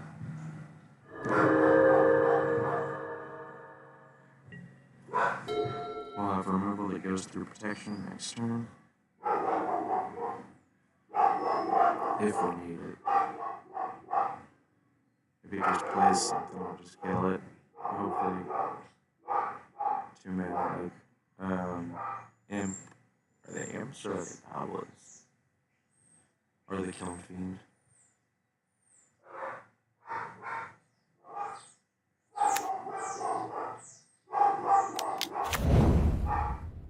Yeah, easy.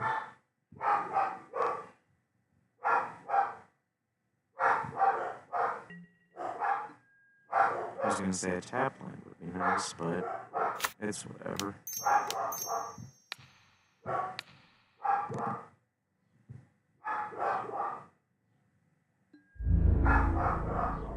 Once we get a few cantrips, we'll be moving.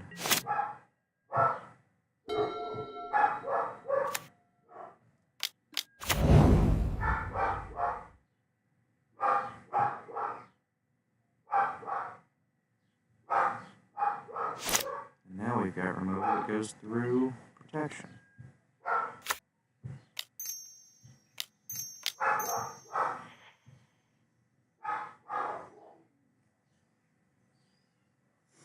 And I'm going to sacrifice the sleeper, I think. Well, I mean, it's a lot more pressure.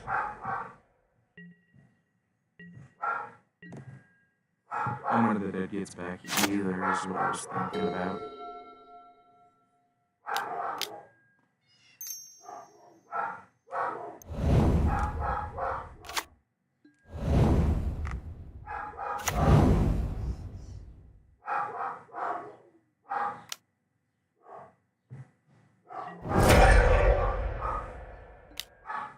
Pauper is something I didn't consider, but I should have. Definitely should have sacrificed the sleeper. That's decent. Let's see what we draw first.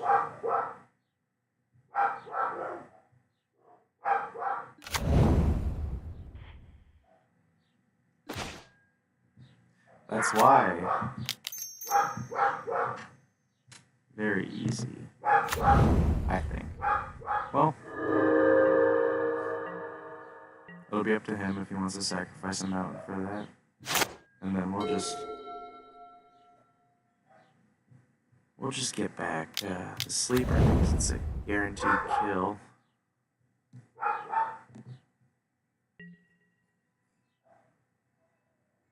Yeah, I think we do get back the sleeper.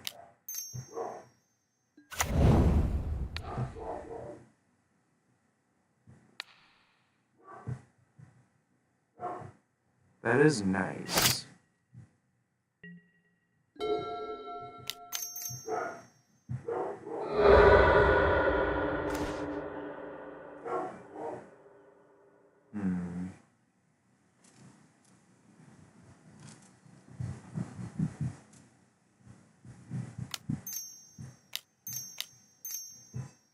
Yeah, I think I just do this. Cycle, look for another swamp. Get rid of the sleeper for sure. I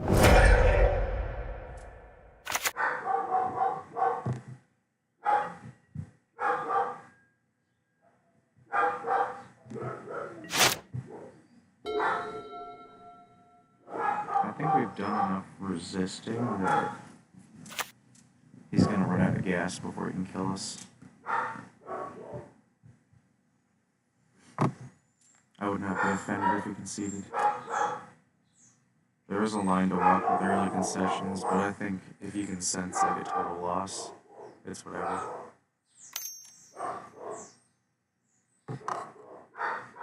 If you feel like it's a total loss, it's probably better to get even more tilted.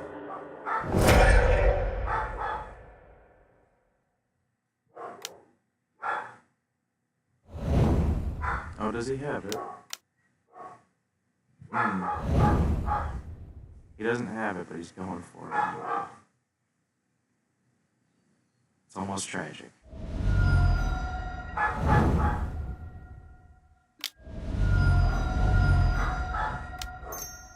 I think I need to use the scry on that.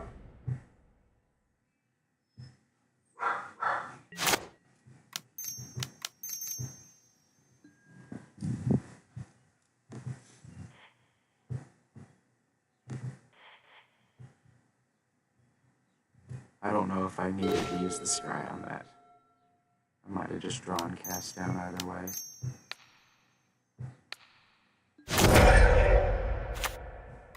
As is, though. It's decent for keeping the game going.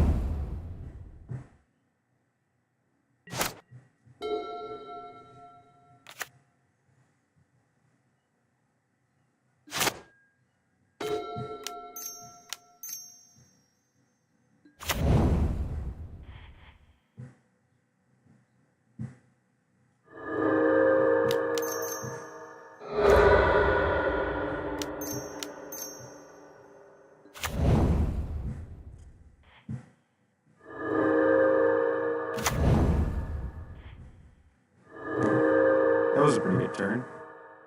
Going from 2 to 9, gaining 7.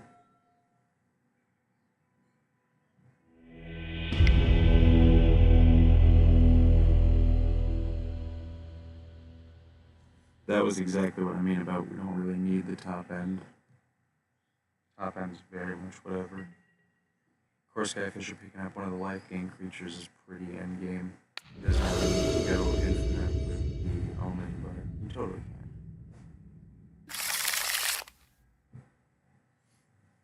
Very decent hand.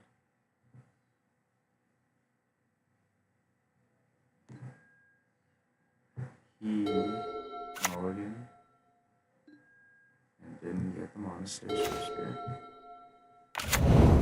Just played a Mountain out. Got Scarabins on the board against Festival Crasher, which I will, I think, just play Spare Supplies in response to, because I'd like to see a kill spell soon.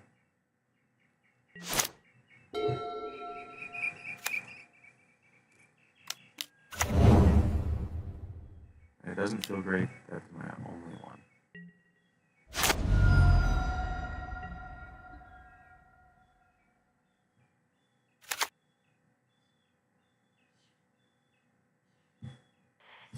I will, however, cast it.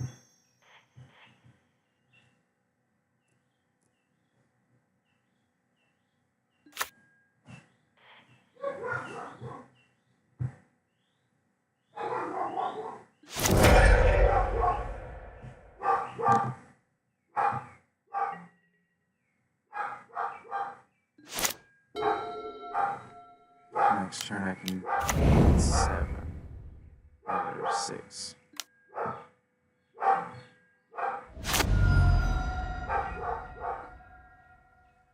And I will.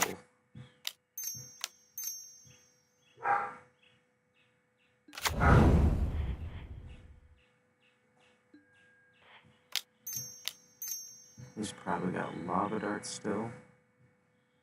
So I don't value the Sleeper's body. So it was just a convenient order for the mana to be last turn.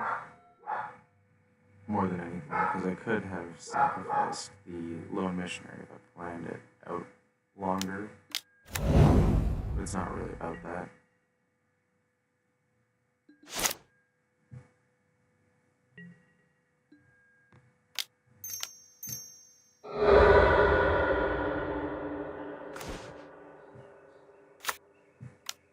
Well, my stray cat friend is here. Hey, there's the Inspector.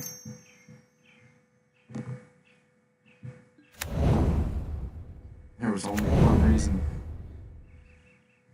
There's only really one thing I could have played with white mana, but held up both anyway, in case it was Skeleton or Omen.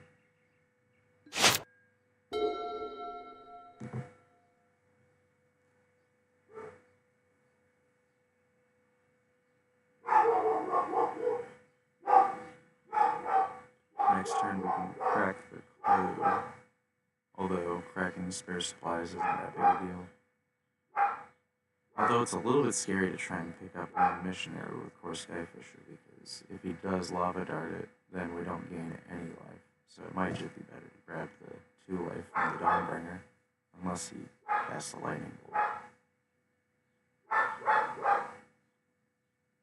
But a lightning bolt on Dawnbringer is good for us.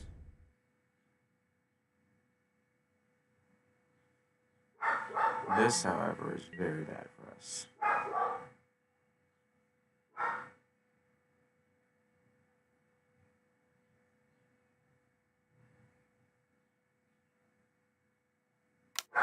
We just put Dawnbringer in front of Monastery, and then let the 2 through.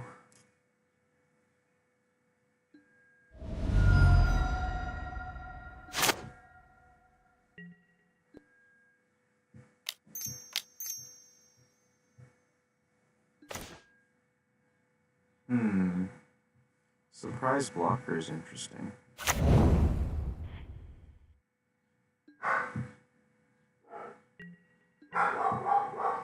Surprisingly effective blocker, too.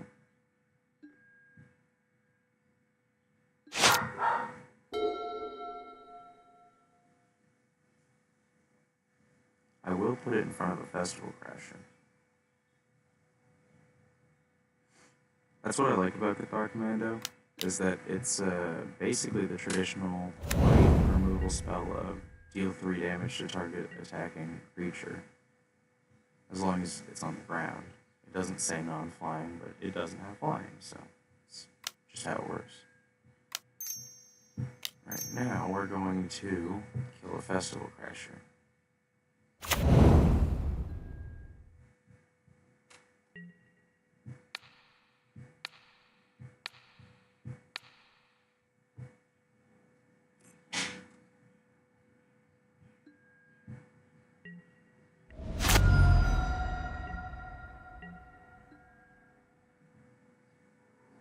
So it's got a lot of modality on it.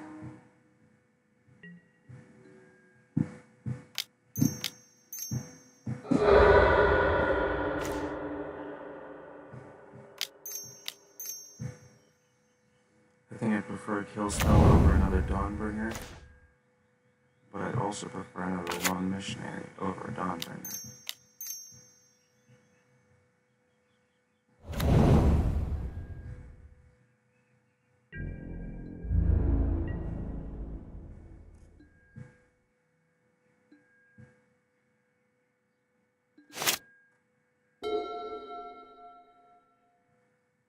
This deck is very weak to Suffocating Fumes, I think.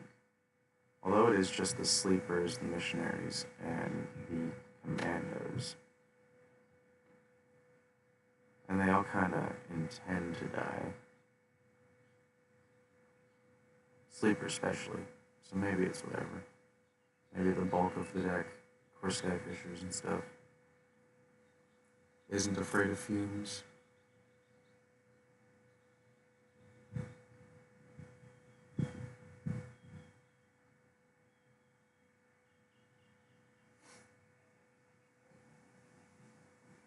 Although if they have, what's that called? Munitions or Dragon Breath.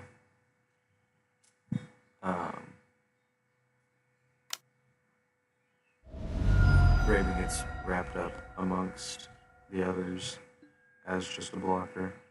He's saying they can't block it.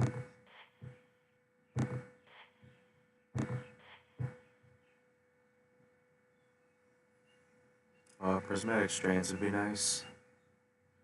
Maybe I should figure out how to work that in instead of these random creatures. Although Cathar Commando dealt with a Festival Crasher permanently, so it's just for 2 turns.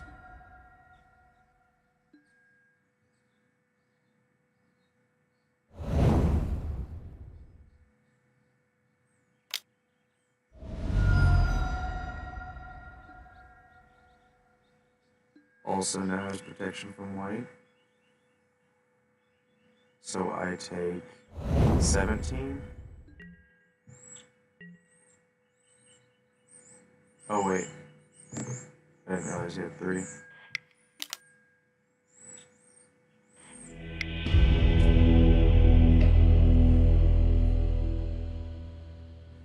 Shame.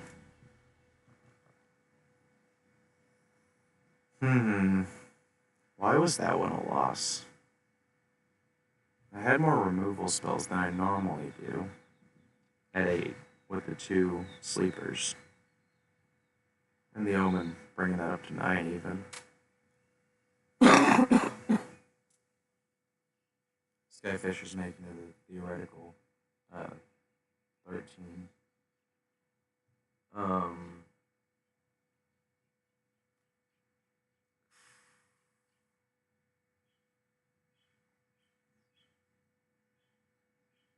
That one didn't feel fair. I felt like I had everything. I just needed Prismatic Strands that one. Because Prismatic Strands will prevent that can't block stuff. That's horrible. I can't believe I forsake my favorite card. What do I swap it for?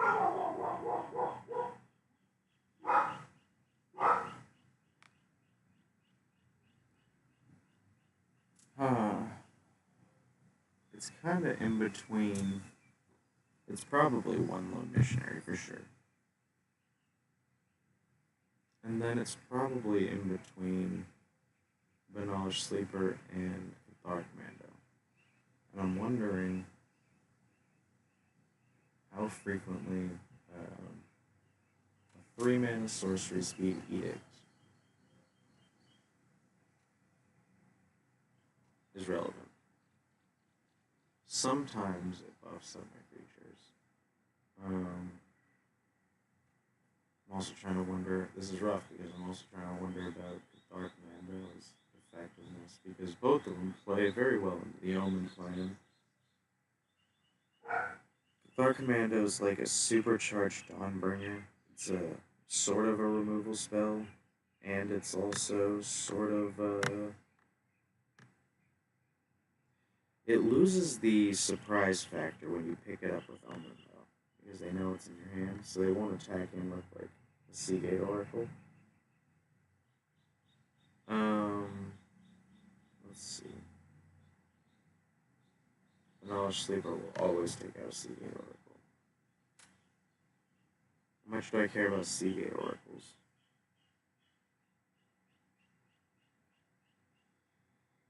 Cards like Lone Missionary really take care of Seagate Oracles attacking in because you just get to trade for more damage unless they're picking it up with an engine. And Seagate Oracle's not usually an engine companion. Augur, on the other hand, is, but the Raven and Lone Missionary are pretty decent blockers against an Augur. You might even 2-for-1 if they didn't draw a card with Augur, like you did with the Raven.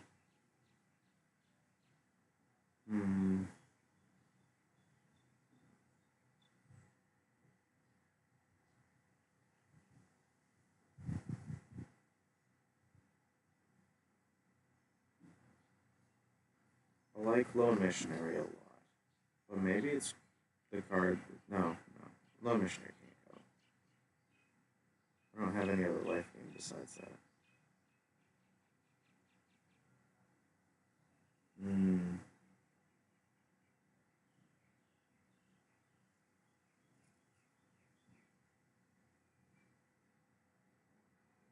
Stray Cat's just hanging out in the little rest spot I made. Her. I'm not really sure. Chilling out, getting a good nap in the sun. I wish I could turn the camera around without freaking out making a run, but can't do that. I think she likes me talking though. She's a sweet kitty. I've been feeding her on and off for about a week.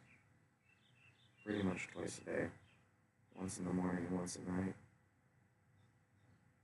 came by earlier, I think, looking for a meal. I think she came by this time looking for a meal. But she's just gonna chill and drink some water because I'm gonna wait to feed her. And I don't just leave out food for other strays. I'm gonna give it to her because she asks.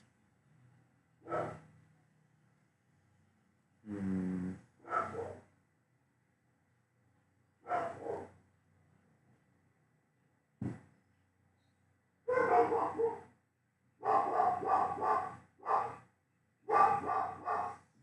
Just close things down for now.